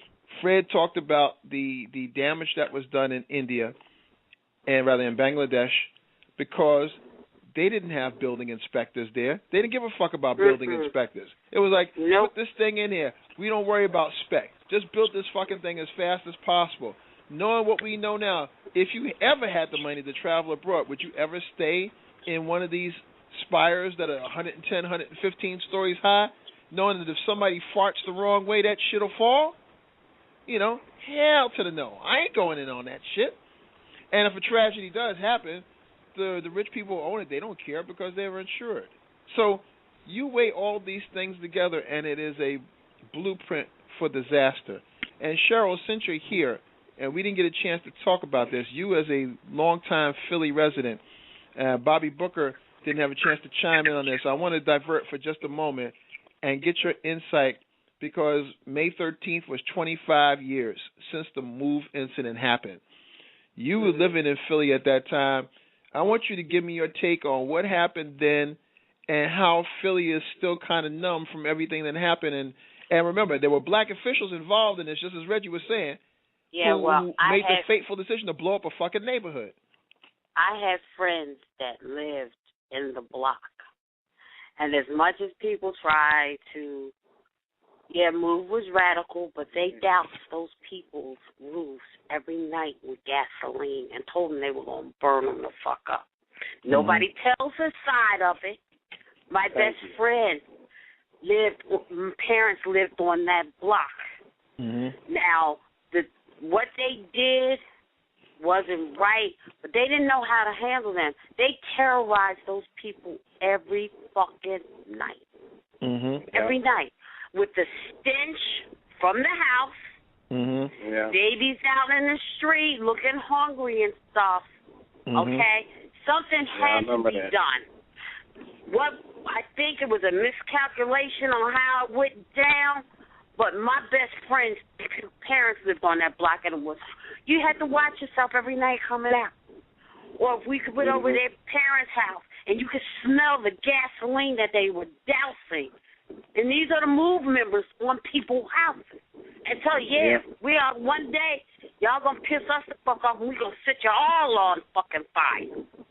That story wasn't told, and I was there. I saw it for my damn self. I saw it for myself. Hold on, educate me real quick, because I know about the MOVE. Okay, so what you're saying, help me understand this. Okay, I understand the black police chief. I understand the black man gave the okay to do one of the biggest horrific acts in America. Well, it wasn't. The black chief was at the time was not. I mean, what they thought, what they were told was going to happen is not what they did. They did the total opposite of what they told the mayor and the chief. But in the meantime, MOVE terrorized that block for fucking years. For years. We didn't hear that story. Yeah, we didn't know that. Nobody tells that story. Nobody told them. And they try to always come out and look like they're so innocent. They terrorize their fucking neighbors. My friend's parents, they grew up in that block. And you'd be scared to come out because you'd be scared sometimes you're going to be confronted by a MOVE member or whatever. And they get on the blowing horn 2, 3 o'clock in the morning. Meanwhile, they dousing people's roofs. That's why that shit went up the way it did. That was my next question, Cheryl. That was my next question. Wow. Once they saw the effect and how the other houses were burning, obviously this was residue from what you already talked about, that they had poured gasoline in other homes. But when the neighborhood went up like that and the chief said, let it burn, how did you react to that, and what happened to your friends and some of those other people on the block? They rebuilt their houses, but their houses, the contractor they used, of course, they used somebody white, shabby work. Shabby fucking work. They looked nice from the outside, but it's Cheryl, shabby. didn't they arrest that guy? Did they arrest that guy? Did he get busted? Yeah. Yeah. Later on. But they had made these people these promises. MOVE terrorized those people. Wow, I did not know that. Any day you didn't know if this is the day we gonna go to fuck up in fire. Wow. Because they were standing their ground. Okay, you have your right to stand your ground, but you don't jeopardize everybody else behind. They were very confrontational with the cops. Any given day, and then want to get a camera ride. See, police brutality. They terrorize their neighbors. For 4 to 5 years, they fucking terrorized them people. Wow. So when it did go off... I'm glad you got this show, Mike, because seriously, I did never know. I never heard the story. Hold on, Reggie. Go ahead, Cheryl. After, the neighbors were like, they tried to help get the kids and what's the name? They barricaded their people in there to die, to make them martyrs. They don't tell you that shit over the TV.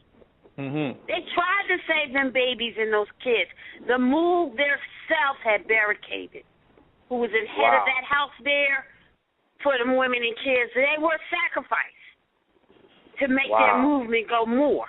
But don't nobody tell you this shit. I lived it. I had friends and friends that had their parents live on that damn block. Cheryl, they killed their own damn kids.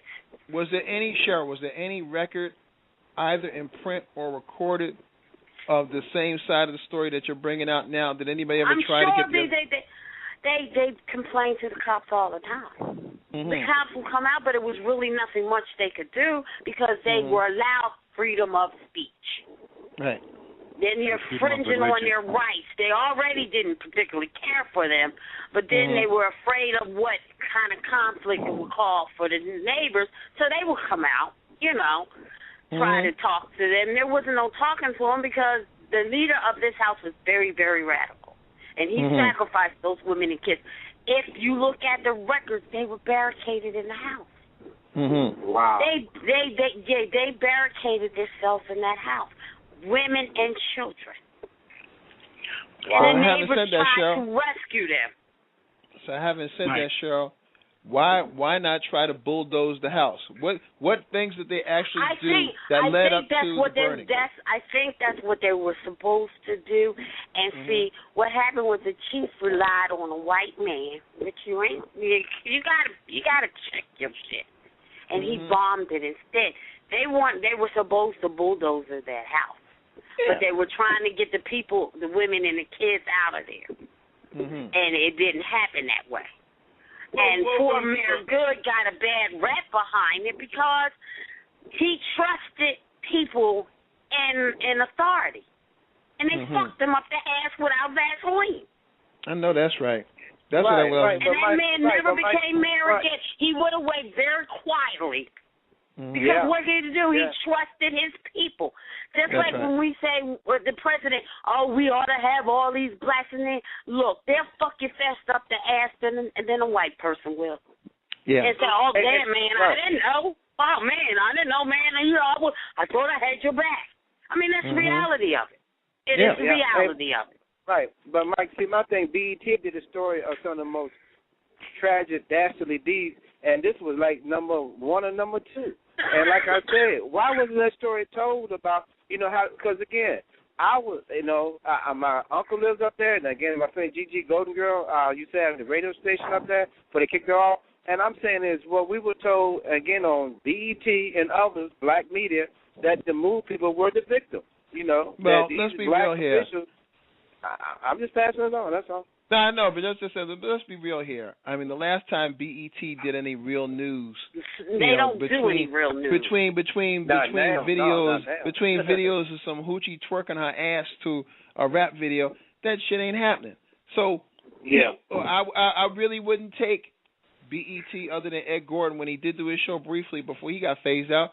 Nothing they would say would matter to me, Hart, from an editorial standpoint. This is before Viacom bought him out. This is before that. But that's what I'm saying. So this was before. Good, Cheryl. Okay, sorry. But even though our black newspaper, the Tribune and all them, they didn't want to get involved with that shit. Thank you. They wouldn't make no waves. They don't want to make no waves. They knew what the hell was going on, and they knew what was going on. Anybody that lived around that neighborhood Westphilly knew what the hell was going on. They terrorize their fucking neighbors. Victims my ass. I'm not surprised. Let me tell you, Move told them, if we go on, we taking all of y'all to fuck with us. And that's what they meant. And that's what they did. That's what they did. I can say this. They proved it. There is iron in Cheryl. There's iron in Cheryl's words, because I can tell you, as somebody who worked for the Philadelphia Tribune, they weren't going to do a fucking thing about it. And these black radio stations ain't going to do nothing either. They're afraid of losing sponsorship and shit and alienating whatever little power they got in Philadelphia. The Tribune don't report nothing worthwhile. They never have. No, and they never will. They never will. I can honestly tell you. One of the first pieces I was going to submit to the Philadelphia Tribune when I was on my probationary period had to do with AIDS. And I put the question to them. I said, AIDS, when black people talk about AIDS being developed in a lab somewhere and it was designed to create black people, they're not wrong. And I went about proving it. I sourced a humongous piece. I called the CDC. It was sourced backwards and forwards. I got quotes from people with Doctors Without Borders. I mean, people with the National Institute of Health. I mean, it was all. There was no editor on earth who would sign off on this piece and say I didn't do my due diligence. And it was laid before. Created in Africa. And it was laid before the executive. Yes, it was, Charles. That's it was laid before genocide for us. It was laid before the executive editor with an accompanying video from a gentleman named Leonard Horowitz, who wrote a book called Emerging Viruses, AIDS and Ebola, where it laid it all out. It had a chronology of what they did in Fort Detrick, Maryland, in creating this virus. And our executive editor said no. Now, my editor, my media boss, Michael Bruton, God bless him, he was with me 1,000%. He made sure I had all my shit done. It was on. Cool. We were going to put this out. It was going to be the front page, and the executive editor bitched up. And I'm not just saying this because it was my piece. I'm saying this because the health center was talking about, as I interviewed them, about how AIDS was increasing and black women were the fastest, had black women between 20 and 35 were the fastest group that was getting this AIDS, and that there was no information for them there or care or aftercare or other type of things like that. And they were talking about how this was endemic, not just in Philly, but all the way going down south. There weren't health clinics giving out this kind of information. They didn't have it. There was purpose that they weren't getting this information. So I knew that the fucking Tribune wasn't going to do anything for all of what they were supposed to be about. When it mattered most, they bitched up as well. Hey, Mike, what was the AM station down in Philly that Johnny Sampler used to be on, and they put him off the air when he stood up for Farrakhan? It was some AM station y'all had up there, 1410 or something. I don't know what it was. 1410. Yeah, so I remember Johnny when the NAACP had a convention up there, and he brought Farrakhan on the show, and he said, I'm going to stand behind my brother. And they said, if you do, just like I was in the hall, your ass is gone. And that same week, they got him off the air. So I knew it was one AM station I had up there. What Cheryl's saying, everybody, makes a lot of sense because when they dropped that incendiary device on that house, that neighborhood shouldn't have gone up like that. Exactly. Shouldn't have gone up like no that. Way. Nobody wants to believe that they said, that's a lie. They were dousing those people's houses in gas. I remember they that. told them when we fucking go, y'all are going to fuck with us. I remember saying it. Cheryl, yeah. You know, when they were talking about how they say, well, let it burn, they had no choice. They didn't. They couldn't control the fire. Right. They couldn't control the fire. You got wood and tar paper and all the other roofing materials. And gasoline. And lead paint, too. So, you know, it's in certain spots where this stuff collects, it explodes. The fumes will explode. So you can't put people in harm's way that way. And the best way to describe this situation is Waco. Remember how that went up? That's right. That's right. Remember, it was about not only that, they were dirty, they were filthy. Okay, you have a movement, but why do you have to be dirty and filthy for a movement? Dirty little kids. You feel sorry for the babies. You just want to take them home and give them a bath. You know what I mean? What is it? I didn't understand the concept of it. You're going back to the earth, but it didn't mean you had to be dirty and nasty. Exactly. Wow. The health department been out there so much. They had roaches. They had rats accumulating in the neighborhood. And these people had to live with this. They had to tolerate this constantly. My friend's parents exterminated every week. That man was there to try to make sure things didn't get worse than what they were. Those people were held hostage in their own goddamn neighborhood by the move. And if you ask some of them, they weren't sorry they were gone. They hated the outcome. They hated being burnt out, people being hurt. But they barricaded themselves in there with those babies and their women. Cheryl. And when the neighbors tried to help them, it was too late. It was nothing they could do. Cheryl, it was sad. In the after effect, obviously the mayor, Wilson Good, lost. The politics have changed dramatically. Yes.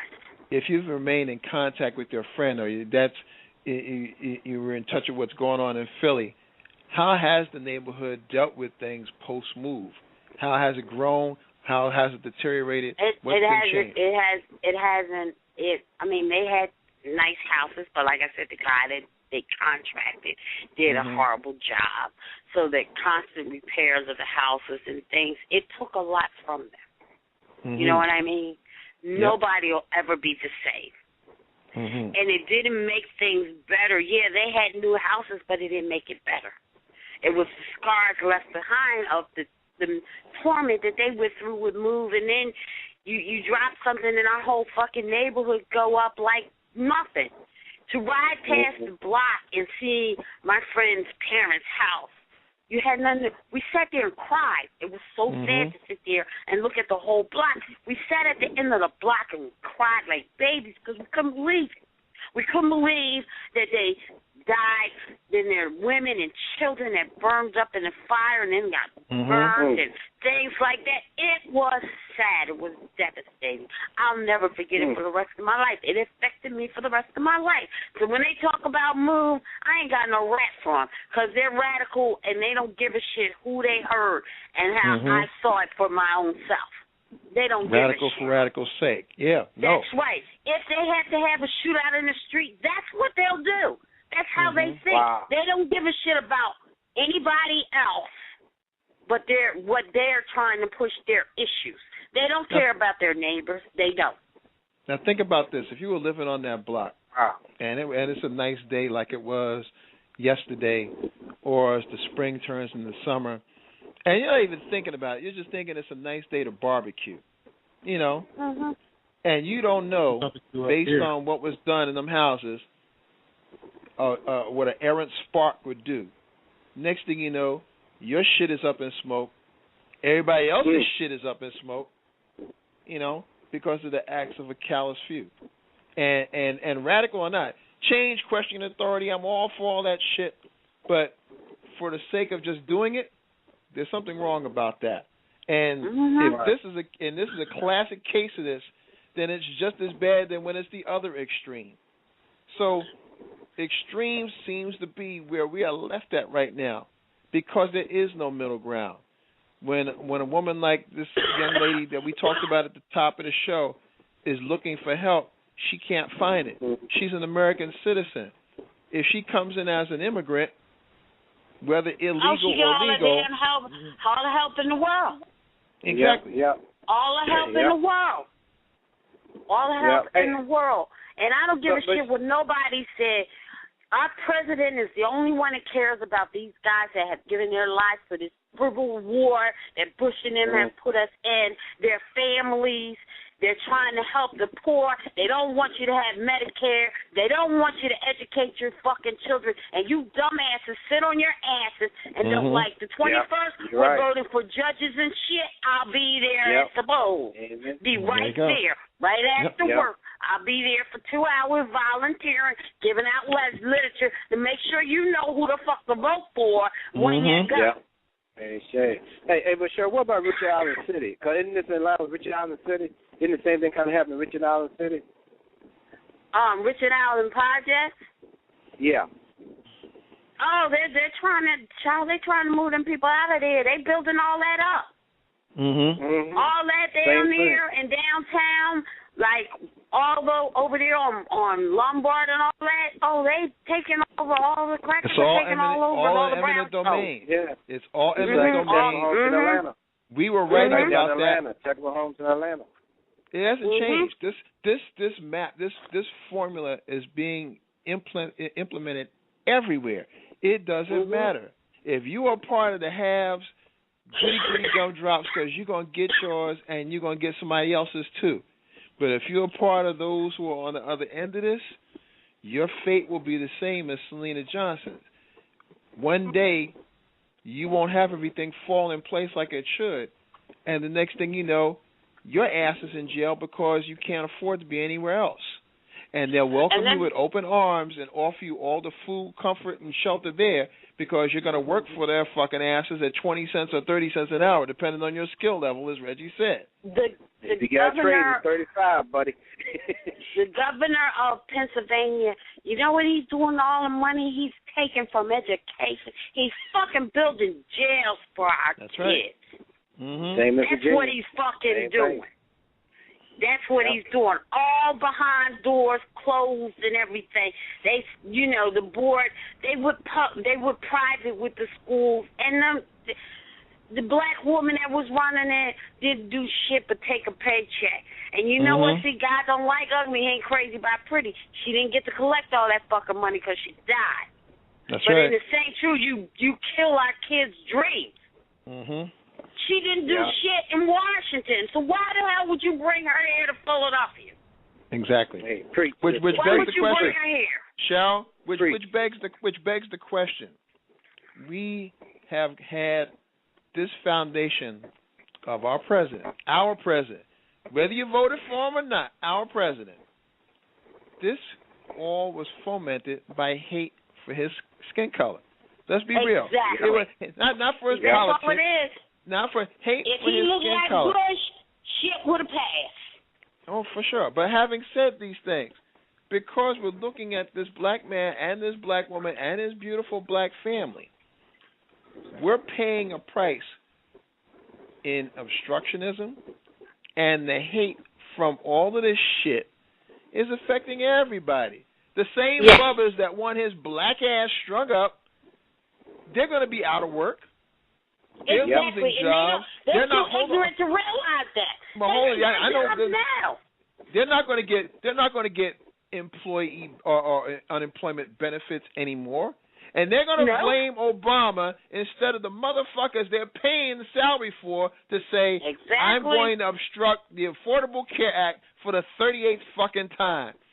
No, I'm going to make sure that there's no jobs bill for veterans, for people who serve this country. So even in a state that has bases like North Carolina, like Maryland, like New Jersey, and Virginia, y'all all gonna get fucked at the drive-through because we don't give a rat's ass. We want to fuck this nigga and make sure that his policies, what he's trying to do, it ain't happening. We will obstruct him until his black ass is gone, and then we can talk about what a rotten president he was. And by the way, let's repeal Obamacare. All of this shit has come all over because again. The man is black. Wasting taxpayers' money, right? Wasting taxpayers' money.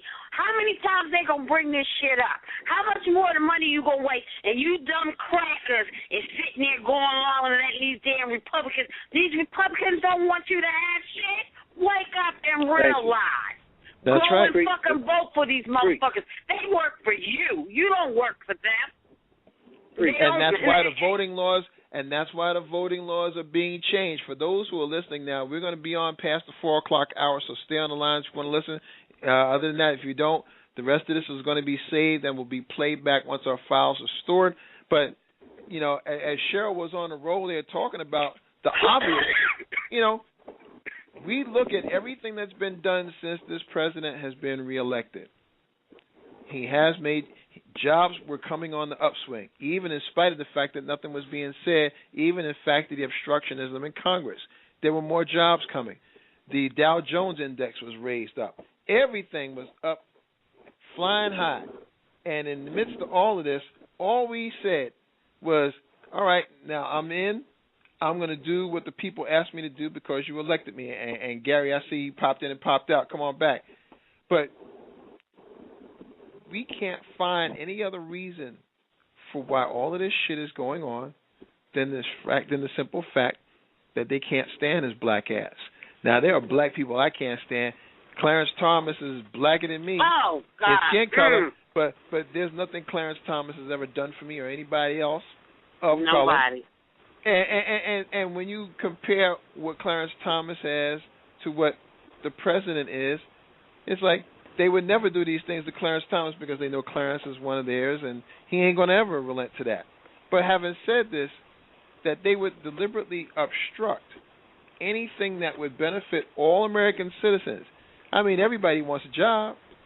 Everybody wants a school where their kid can go to, even if it's for the selfish reason of, we just don't want you motherfuckers where we are. So we'll build good schools for you guys so y'all can stay the fuck where you are, and we'll have good schools where we are, and we ain't got to worry about y'all. All of this still comes back to the fact that they cannot stand what this man looks like when he goes to speak, when he goes to enact law.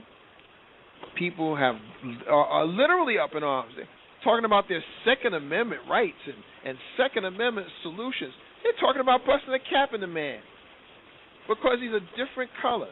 He's a Muslim radical? Really? Please. You know, this is the kind of shit that's been passed on. Oh, yeah, farthest from the truth. Unbelievable. But y'all don't get on off y'all lazy ass, and black people too. Get off your ass and go vote in these elections. For these fucking senators and shit, they work for you. And if you're not doing what I want you to do, I don't need you in office. That's right. Simple as that. One vote can make a difference. Get out. Get him I don't want you in office. So I will be there on the 21st. We've got judge elections coming up. controllers and all that kind of thing. Most elections that people don't go vote, and they've been sending stuff out through Obama all through the neighborhoods and stuff, trying to get people to get out and vote in these important elections. I don't know if black people are going to go out and vote, but I will be there. There you go. And I could only give them 2 hours of my time because this daycare, these babies is killing me. I'm going to give them 2 hours. But, it's crazy.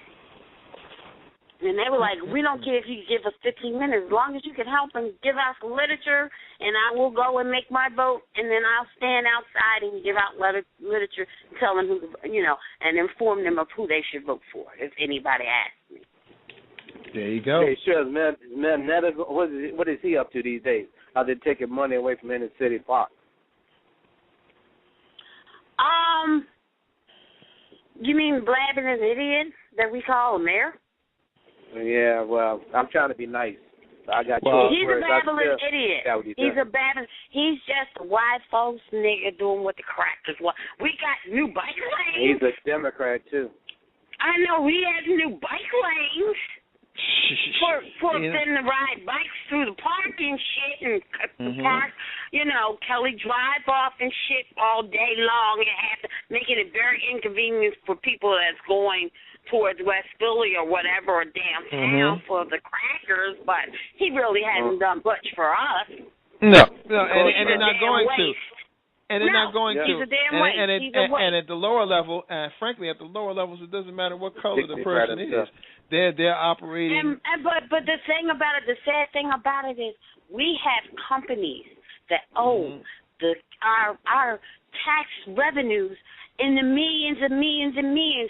Why don't you go after some of them son of a bitches instead of raising the poor people and senior citizens, their taxes? Why don't you go after some of these Jews, all these factories that are burning down and shit? Jews owe that shit. They owe taxes and revenue on it. You're not going after them. No, you're not. And no, it's more than that. It's more involved than that. It's more involved than that. They're not going after them because this apparatus has been set up to do exactly what it's doing now, to widen the gap to such a degree that you have, in effect, a feudal system. Here, whether it's in Canada, like I said, my daughter was on the show talking about this, and the apathy is just as thick there. If 48% of people voting in British Columbia, which is a huge-ass province, if 48% of half of them, who knows how many of those motherfuckers were watching American Idol? But I digress. The point is, people aren't being spurred to action because they don't think it's necessary, because it doesn't hit them, it's not at their front door. When we were talking about those prisons in Pennsylvania, that's right, they were arresting white kids. They didn't give a shit what color those kids were. All they wanted to do was fill that jail up with as many heads as they possibly could, and the judges, who were fucking silent partners in owning the jails, wanted those kids in there. They didn't care where they grew up. They didn't care what background they were. All we know is we got, 350 cells. We want to fill them up. We don't care who we fill them up with. And that's exactly what they did. And only after the evidence was so overwhelming that these judges couldn't buy their way out or talk their way out of it or influence way out of it, did they confess. And they're only going to do 7 years and club fed somewhere. They're not going to do major time because their money was tied in with too much other money that would have exposed other things. So they're not going to do any major. It's like the child molesters. Cheryl was just talking about the governor of Pennsylvania. Well, that governor was the attorney general when the shit jumped off at Penn State. How come his ass hasn't been on the grill? We still have not stopped trying to talk about his ass, and we will get more information out there when shows allow to talk about what they haven't asked him and what questions should have been asked of him, because he's just as much in the mix of this as anybody else, as the Paternos, as Spanier, as anybody else in Penn State. His ass needs to be put on the grill and put on there to sizzle and made to answer questions that would affect the outcome of what happened to these kids and why, even as we speak, Sandusky is still trying to get the trial dismissed and the conviction thrown out so he can get out here with his perverted ass and do some fucked up shit to kids like he's been doing. It's a mouthful, y'all, but This is the level, the type of stuff that we've had to deal with. Our friend and colleague Tony McClain always talks about the struggle continues. This is a classic example of that because you're thinking for a moment, you can catch your breath, and something else hits you. I want to change the pace briefly because I want to go somewhere else with this. I had to put this out here because when I heard this at first, I was laughing, and then I thought about it. There's a situation where a kid, Jay Harris, who was offered a athletic scholarship to Michigan State University. Now, according to the piece, he is turning down the scholarship so that he can pursue a rap career. He wants to be a rapper. Now, when I first heard this on the surface, I'm like, oh, you got to be kidding me. But then I had to back up. I'm like, you know what? I don't care how good or how bad a rapper this kid thinks he is. But when you think about it, he goes to Michigan State. He's under their thumb. How many times have we all talked about these kids working on a 100-yard plantation and not getting anything for it? And if somehow in his career he comes up with a rap label or a record and whatnot, and he makes some money and whatnot, he'll be making more money then than he will ever make from Michigan State. Because even with the scholarship, there's no guarantee he'll go pro. There's no guarantee that he'll even graduate from Michigan State. But if we're going to criticize the kid's choice, let's look at the big scope of this. And Gary, I'll start with you. Can we really fault this kid for thinking, I've got an alternative? Now, it would have been nice if he had said something else, but if he thinks he can rap, who the fuck am I to argue with him? And who are we to question him if he can get away with this? Because what is Michigan State really going to offer him when it really comes down to it? Well, I commend this young man for doing what he wanted to do. Mm-hmm. Because one, like you said, the plantation, they don't allow you to do only what they want you to do. This guy, he can retire at the age of 30. Mm-hmm. You don't have to worry about being draft. Yep. You don't have to worry about Mr. Milwaukee and his nonsense. Yep. Or ESPN and their ridiculous steal Adrian. Yep. I wish a lot more young men would see, really think out their futures. Mm-hmm. Look, you only go in sports 5-10 years anyway. And the most you're going to be in sports. And most young men don't think about administrative jobs. Mm-hmm. I want to make $8 million real quick and play football. What do you do when you get 40 years old and you can't walk? Alright? What do you do then? And the NFL is not going to help you. Alright? So, but this man, the young man, I really praise this guy for doing what he's doing because he can do it on his terms, on his time. It's a good point.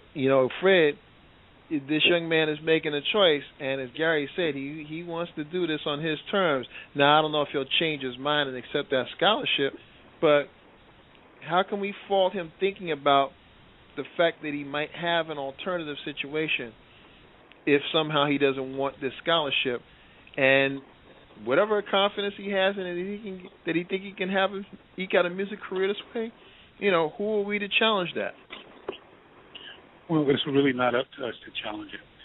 I would hope his parents has laid a foundation or surround him with people who will help him lay the kind of foundation that he needs to, because think about it. If he played baseball coming out of high school, he would get paid.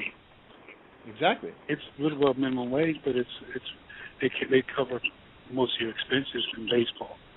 Mm-hmm. You can afford to buy a suit in baseball. You can't do that taking a college scholarship because you get sweats, you get workout clothes, some socks, and some sneakers. Mm-hmm. But you're not supposed to really not supposed to wear that to class. And if he's playing baseball, he's not going to be penalized for having lunch with somebody. No. And see, so there are more positives here than most people would think. And the thing we got to understand is that a scholarship is not a panacea. It's you talking about slavery. I mean, this is, how Cheryl said, getting screwed out of Vaseline. Mm-hmm. College coaches are more in your face than professional coaches. There you go. It's at a professional level. 2/3 of the players can tell the coach, "Hey, I make more money than you do." That's exactly right. Win or lose, and I'm not going to get fired just because we lose. So there's a number of positives. I just hope his family surround him with the kind of people, connect him to the kind of people who will be good for him. Because I mean, like I was talking to a young man who's just signed with the Cowboys, and I told him he had to get in touch with Timmy Newsom. I told his uncle to tell him. I mean, I remember this young man. He was a little boy running in the yard. Yeah. And well, why do you want to get in touch with Timmy Newsom? I said, well, first of all, Timmy was from the old school. Timmy owns his own business, and those kind of things. I want him to get connected, and this is the kind of thing this young man's family needs to do with him, is get him connected to some people who mean him well. Because a lot of people in the rap business mean you no good. Or they're like the move guys. They're all there about themselves. Yeah, so there you go. He make the right connection and provide he has some talent. Now. He can go back and play basketball, remember? Of course, he can go back and play anything he wants. That's exactly right. But he is clearly seeing that there's something else that's in the mix. And why should you want to piss on this kid's aspirations? Because if he thinks he can do it, that's really all the hell that matters. I'm quoting him now. He's saying, I've always had this in the back of my head, but never the courage to tell my parents that this is what I want to do. Now, whether you think he has the skills or not, clearly somebody thinks he has enough skills to be marketable to have his ass on a 100-yard plantation. But knowing the things that we just talked about that he won't have to deal with, on the heels of that, and we've missed this the last couple of shows because the discourse just went elsewhere, but we need to make clear that Rutgers University, Reggie, has reached a $475,000 settlement agreement with Mike Rice, the punk motherfucker who was bullying his charges on the basketball team. They agreed to pay the basketball coach for the remaining 2 years of his contract. Now, they've made their little statement and all of that shit. And the governor, of course, harumphed afterwards and said, Rice should have been fired for cause.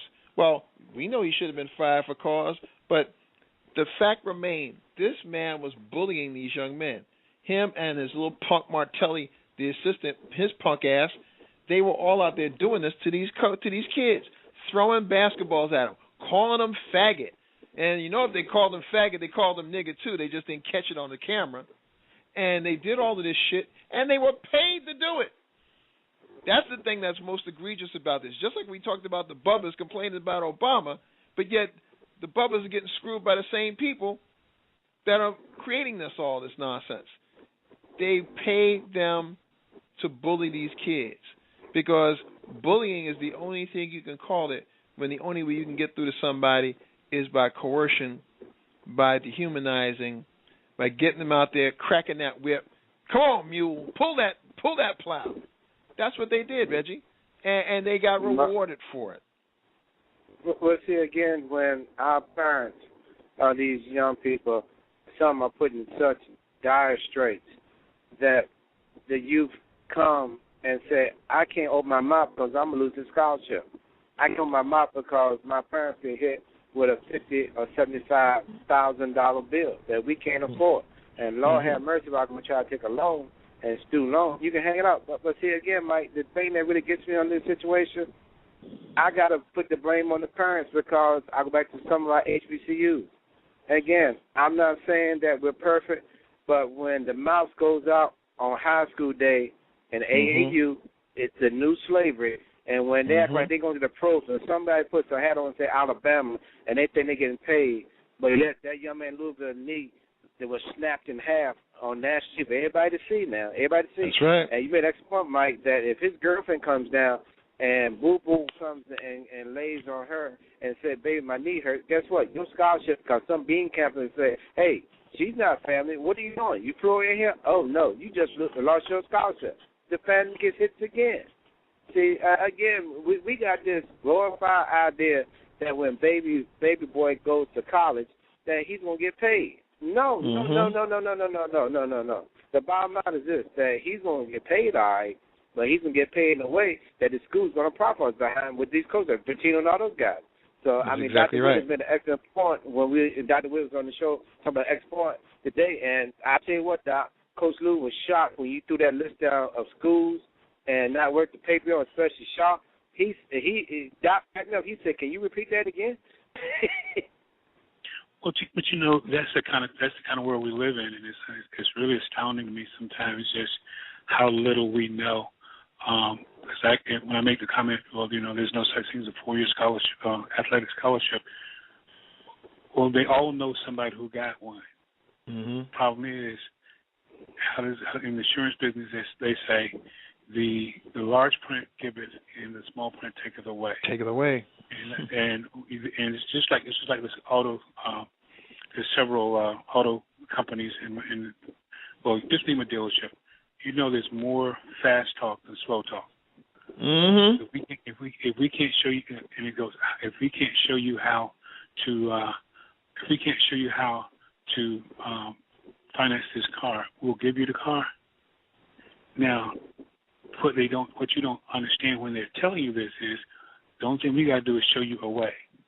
Mm-hmm. And whether you take it or not, that's up to you. That's on you, exactly. And so we got parents who don't know, don't want to know, don't care to know. All they see is dollar signs, and hopefully, you know, and they don't want their kid to go to a Winston-Salem or Virginia State.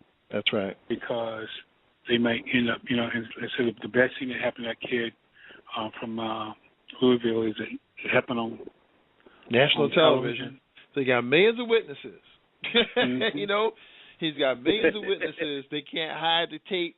They can't say something was wrong with the tape. They can't tape over the tape. Everybody saw that boy's leg break on national television, and Mm-hmm. Forbes asked the right question. Forbes said, "Who's going to pay for this kid?" Who would have said? And he'd be a darling of the Teamsters. Like, this is a classic workers' comp case right here in front of everybody's face, y'all. You know, this would be a benchmark issue to lobby for student athletes having unions to protect their interests. You know, unions didn't protect those people in that building in Bangladesh. That motherfucker fell to the ground, and God forbid those tragedies, those people there. We pray for them, but Walmart didn't give a fuck about that because it was supposed to be a Walmart that was built there. And anybody else who's there in a union situation where, you know, safeguards are put there to protect everybody in a state, whether it's a right-to-work state or a union state. There's certain guidelines that have to be upheld so that you're safe, period. You know, unions established this. Unions established the 40-hour work week. They extended vacation time. They made sure that child labor laws were going to be abolished. All of this shit is coming back at the behest of a handful of people that don't give a fuck about anything but counting their money and seeing those below them burn. I mean, when Marie Antoinette said, "Let them eat cake," what they forgot to say was, if they're not eating cake, bitch, your ass will be in trouble if they ever do get their hands on you. And you saw what happened. Heads will roll. And well, actually, heads did roll. So, you know, I don't think this 1% thinks that heads will roll now because they don't think the people have the jam to fight back. But this is really what it may come down to. You know, there is a piece of tape that I'm going to play at the end of this show to remind everybody. But before we go, I want to touch on this last lick here because I want to get this in. As we talked about the hypocrisy of these talking heads, and nothing could be more hypocritical than having a sports talking head talk some shit about an athlete when it's the same shit they talk about all the time. On a recent talk show, or sports talk show, Steve Smith, wide receiver for your Carolina Panthers, Fred, I heard. He was referring to other quarterbacks, and someone brought up Mark Sanchez, and Steve Smith said Mark Sanchez couldn't throw a fucking paper bag. Now, I'm paraphrasing, of course. But this is a receiver. He's a very good receiver, and he knows how to play, and he can ball. Now, when Steve Smith said this, of course the mouse recoiled, and their little punk asses came out, and Stephen A. Smith squeaked out some tired ass response, as did his boy Skip Clueless. But my point here is this: as I put this to the panel, anybody can jump in on this. How are you going to criticize this man when y'all have done the same thing? You called Sanchez everything in the fucking book when shit was down. And when his thing was going, you praised him. So when a player criticizes him and you have the nerve to say, that's out of bounds, who the fuck are you kidding? I'll let Dr. Witt take it. Well, since you led with the Ram, I'll pick this one up. First and foremost, Stephen A. was never a player above the high school level, realistically. I understand he went to some JUCO or whatever. I know he blew his knee out or whatever. Right. He was supposedly pretty good at one point. None of us ever saw that. When he was at Winston-Salem State, he was on the team. He spent more time on the typewriters or computers. He was grabbing pine. No, he was glued to pine. That's another situation. I know that's right. Glued to the pine. Listen, nobody I know ever saw him play except maybe senior night. Wow. Having said that, he said things that were deplorable about Coach Gaines, who brought him in, took care of him, helped him get his degree, who looked up for him even after he was gone from Winston-Salem State, to include helping him get the job he has now, or the original job he had with the mouse. Right. But the thing you got to understand, and by the way, I am a Steeler fan. Not we have tall receivers, not the short ones like Steve Smith. I digress. So I'm sorry. But anyway, and we do have 6 rings. But anyway, and at least one of them came since the Panthers been in existence. But anyway, when you look at what Steve Smith said, he has more ground to stand on than most of the people who you see on ESPN have ever had, no matter what sport they're in. He knows. Think about if you've ever played the thing they say, players know players. That's right. So he knows what he's talking about. That's right. He does. Even the guy they had a couple of years ago, the best thing that happened to Steve Smith when he got hurt, he didn't have to try to catch passes when the quarterback a couple of quarterbacks ago he was like Romo. He couldn't determine who was on his team, who was on the other team. He just threw the ball. Whoever called it, called. I agree. I can't say anything. What can I say? Tell the truth. I can't say a word. And so when you just threw another interception. So when you get somebody like Steve Smith saying this, then you have to listen. At least listen to what he said versus listening to or taking Stephen A. Smith and what he says as being gospel. Because he's in that vein of people who is all about how loud, how fast can you put so many words together, and he might as well be a car salesman because he just rattles off stuff off the top of his head, and bless his heart, he got a good job. He's making hopefully a good 6 figures and for nothing, but that's why he's one of the examples I use when I say about you can make it in the NBA and NFL, all these other places without being on the field. Well, there's an example. Exactly. Gary, as you heard that statement, it immediately made me realize, a lot of these players in the National Football League know that a lot of these guys are full of shit. Now, they made point about him being a veteran, so Steve has been around and whatnot, and I'm sure he's heard enough asshole questions in locker rooms. But that Smith would have the straight up to say, look, the boy ain't shit. Joey Porter said it about Matt Jones when he was doing his Scarface thing. We had Lomas Brown, years removed, retired, borderline Hall of Fame talent, say that Scott Mitchell wasn't shit, and he was so bad, he was like, I'm letting this motherfucker get pounded on because I'm tired of his bullshit. You know, and then they make him apologize. They make him apologize to poor little Tommy Mitchell, even though Scott Mitchell knew he wasn't shit, but he collected that big check and Barry Sanders had to leave knowing he wasn't going to get no help. You know, they make Lomas apologize. Apologize for what? Apologize that the boy wasn't shit? You kidding me? So now they're going to try to say that Steve Smith was out of line and that Stephen A. Smith has the nerve to be annoyed about this. You know, these motherfuckers are so incestuous and pimping off of these guys that, like all pimps, they get greedy and they think if somebody's going to leave the stroll to go to another pimp, they're going to contest it. Go ahead, G. One thing about this whole this bothers me is that African American players cannot speak their mind. Well, one player can say anything they want to say and get away with it. What I mean is what Steve Smith said was correct. That's exactly right. Good point. Right? Now, do you think that if Michael Vick said about Turntable, you know what happened?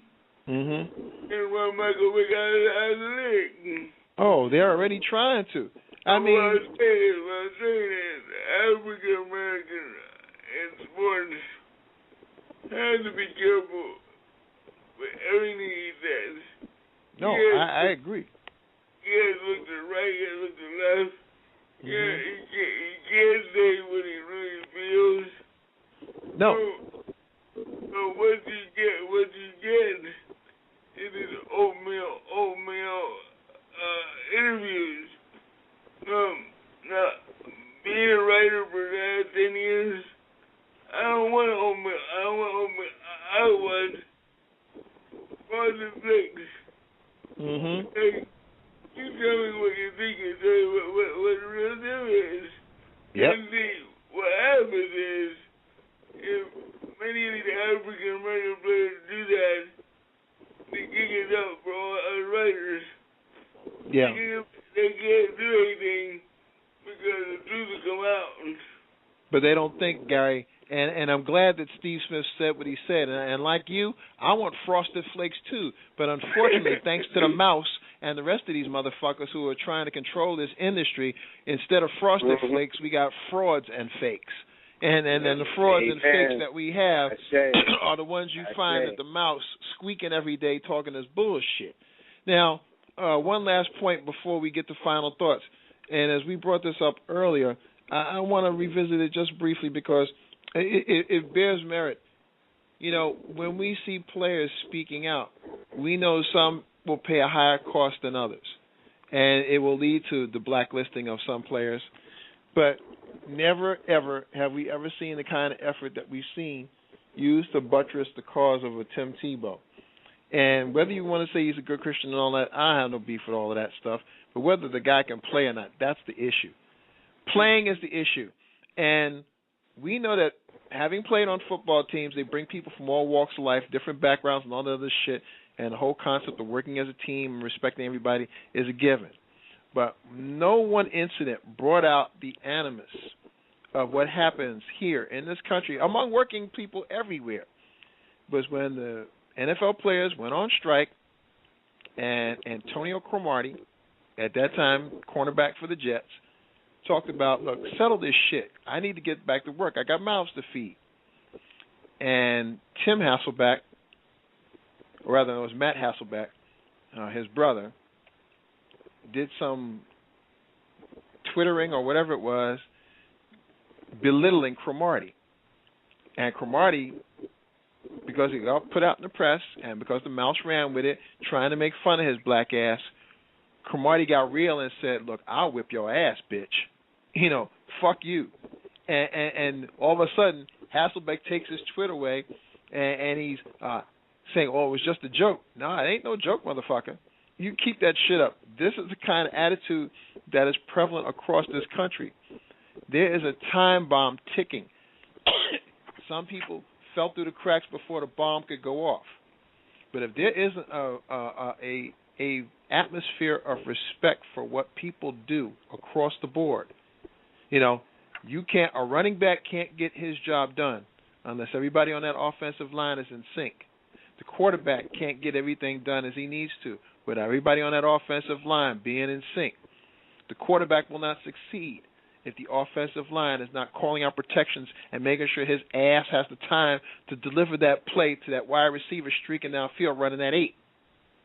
There has to be cooperation, a spirit of cooperation among everybody. The defense won't be successful if that safety is not covering and calling out to the side of the field saying man or ball to let that guy know you got to be on your shit and cover that area.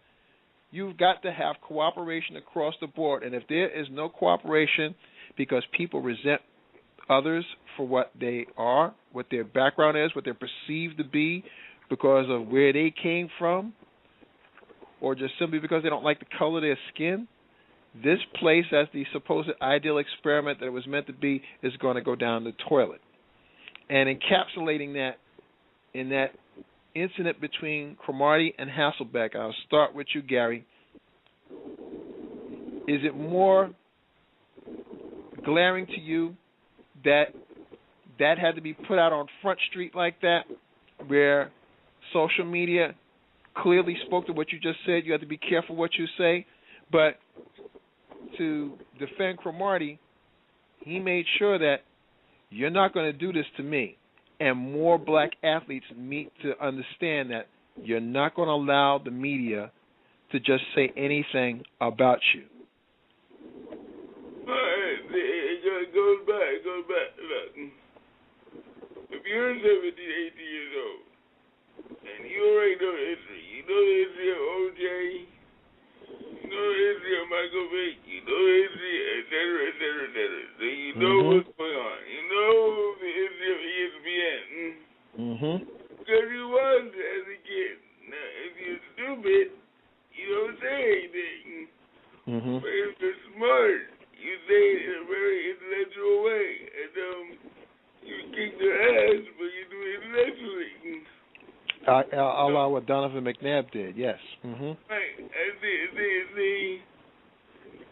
these young adults are lazy, so they get the easiest way out. Yeah. What Cromartie did was the correct way of handling what he needed to do. Now, there it is. But ESPN said though was we're sorry, we didn't do that, back off. But instead, they keep doing what they do. Therefore, we have to teach all our young adults to be real, be upfront, to be intellectual. Exactly. Don't do it emotionally. Do it intellectually. And once you do that, they're going to leave you alone. Example, number McNabb. McNabb told him, okay, this is the way it's going to be. You don't like it, get somebody else to do the job. Yep. The Eagles let them alone. That's what needs to be done. Yeah. And ironically, they're going to, again, retire McNabb's number 5. He's going to retire as an Eagle. And in spite of all of the shit they said about him, you can't dismiss what McNabb accomplished. There's no way. And, like you said, when he had the microphones in front, he said, look, black quarterbacks have to do a little more. Everybody lost their mind. He said, Shanahan's system hasn't produced a winning quarterback. He was right. Everybody lost their mind. But Reggie, as I go to you, Cromartie's defending himself. Was it more retort as it was, or should have been, reminder to the media because even though his retort was against another player, I felt he was reminding the media, yeah, you come out your way wrong or incorrect to me, I will whip your ass. And more players, as Gary said in a sophisticated way, need to be more mindful of that, to say, if you're not talking about what I did on the field, watch your mouth. Be careful about what the fuck you're going to say, because I'm not going to give you anything as fodder for it. Well, see, Mike, I hear that, but I look at the real world and I look at reality. And unfortunately, go back to the young people in high schools showing teeth and everything when they get in front of the camera. It's called a pub. I remember when I was in high school, you had high school kids talking about the pub. And that's all they see. I mean, yeah, we like that. They would be more like a Jim Brown, like a Muhammad Ali, more like Kareem Abdul-Jabbar. But guess what? It's a different world. And these agents come right back. Look at Adrian Dantley. David Falk screwed him so bad he had to go to court to recap some of his money. And Allen Iverson, guess what? The same person, David Falk, screwed him where he's getting his cars repossessed. That's exactly right. Mean, I wish, that it could be a perfect world, but I got to look at the reality in capitalism at its finest. And when it comes to capitalism, I mean, you see the young man now for the Jets, the quarterback that's going with Jay-Z, was the reason why we should have more black agents to nurture these guys. But when you got the same blackface running around here steering them to their white master, and again, they go back and do what they do, and they say that, hey, you don't need to be a part of that. You don't need to be a part of being controversial. Hey, we need to make this paper. And they know exactly, just like paper and this, they know exactly what they're doing. Make some paper, keep them quiet, and don't have to worry about them being a revolutionary. No doubt about that. But as I go to Fred, Fred, you D-lineman, there's got to be cooperation. You got to be in sync with the other cats on the line to say, well, I'm going to run this stunt, and we'll stomp on that quarterback's ass together, especially if he's A&T, but I digress. But all of these things come in there. Is Cromartie's statement more of a reminder to you that y'all better make sure you watch what you say when you step to me in the locker room. If you ain't talking about football, keep your name out my mouth. Well, the thing you got to consider here, and Gary's right, we got to teach our young people that it's better to be profound than profane. And there's a way, as our coach used to tell us, there's a way to call a person an SOB and have them like it, but until you do, don't call them that. And, sometimes they got to be reminded. There's nothing like, as they say, a lady knows how to put a man in place or put a man in check properly as a lady, but then she also knows how to deal with him as a man. And you look at stuff like that. Our kids, our young people are too reactionary. They like to blow up and blow out versus to doing the things in a nice, proper way with some measure of etiquette. You don't have to have a little pinky out and all that kind of stuff all the time, but there are ways ways of getting stuff across. And if you take the time to learn to be articulate, then you can learn to say all kinds of things to all kinds of people. Like I was telling the group on the previous show, on Reggie's show today, one of the things that I admire about the coach at Shaw, and Reggie's met him, so he knows he's not necessarily the most personal person at times, but the thing I like about what he does is he requires his girls to take to do a year in Toastmasters. Because he wants them, you can hear them back in the back talking. They come straight street. But when they get on that stage up there as champions, they sound like champions. Exactly. They talk. They know how to talk because they've already walked the walk. And that's the kind of thing we got to get across to more of our young people. I wish more schools would do what Shock is doing with that, because Toastmasters, all it takes is have them bring somebody on campus. They can start to group themselves, and then you run it, and they work with you. So it's there. And, a lot of the schools require the players to take speech. I know Carolina used to be very big on this. And until you took a speech class, you couldn't do an interview. I wish more of our schools did that kind of thing, because coming from where some of these kids come from, whether it's country or is ghetto, one can be as bad as the other. whether they talk like the Drysdales or whether they talk like Jethro or the Clampetts. Yeah. And we have to teach our players to, no matter what, take the high road, because they're going to throw the low road at you, but you don't have to walk on it. And that's the kind of thing we get across to young people. Insofar as Cromartie putting whoever in their place. You know, sometimes, I've heard people put both of the Mannings in check players because, you good at what you do only because other people are good at what they do. You don't have a good blocking line, you just another sack. You don't have good receivers, you just another guy throwing balls either to the ground or to the other team. If I don't go up and grab the ball, it's going the other way. And what's your stats gonna say then? So, these are the kinds of things that our guys got to learn how to say it the way it should be said. And when sometimes you don't want to give the other side ammunition to use against you. Exactly. Say what you say the right way. What leg do they have to stand on? Yeah, that's a nice place to put it.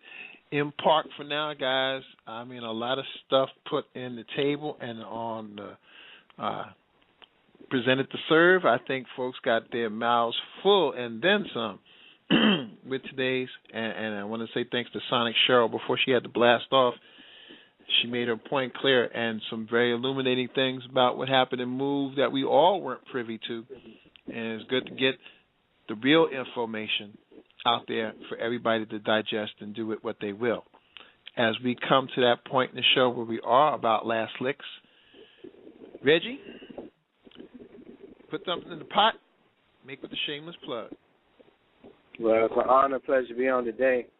I have a confession. I had to call Dr. Witt, and Dr. Witt can back me up on this, where I was like, Dr. King, I got a little discouraged because of the fight that we fight each and every day.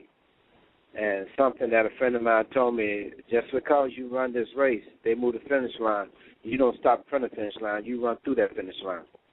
And today, Dr. Witt made an excellent point of talking about the HBCUs that had just fantastic classes and schools, but because the individual was contracted out to trash them, only thing was left was Howard and Meharry.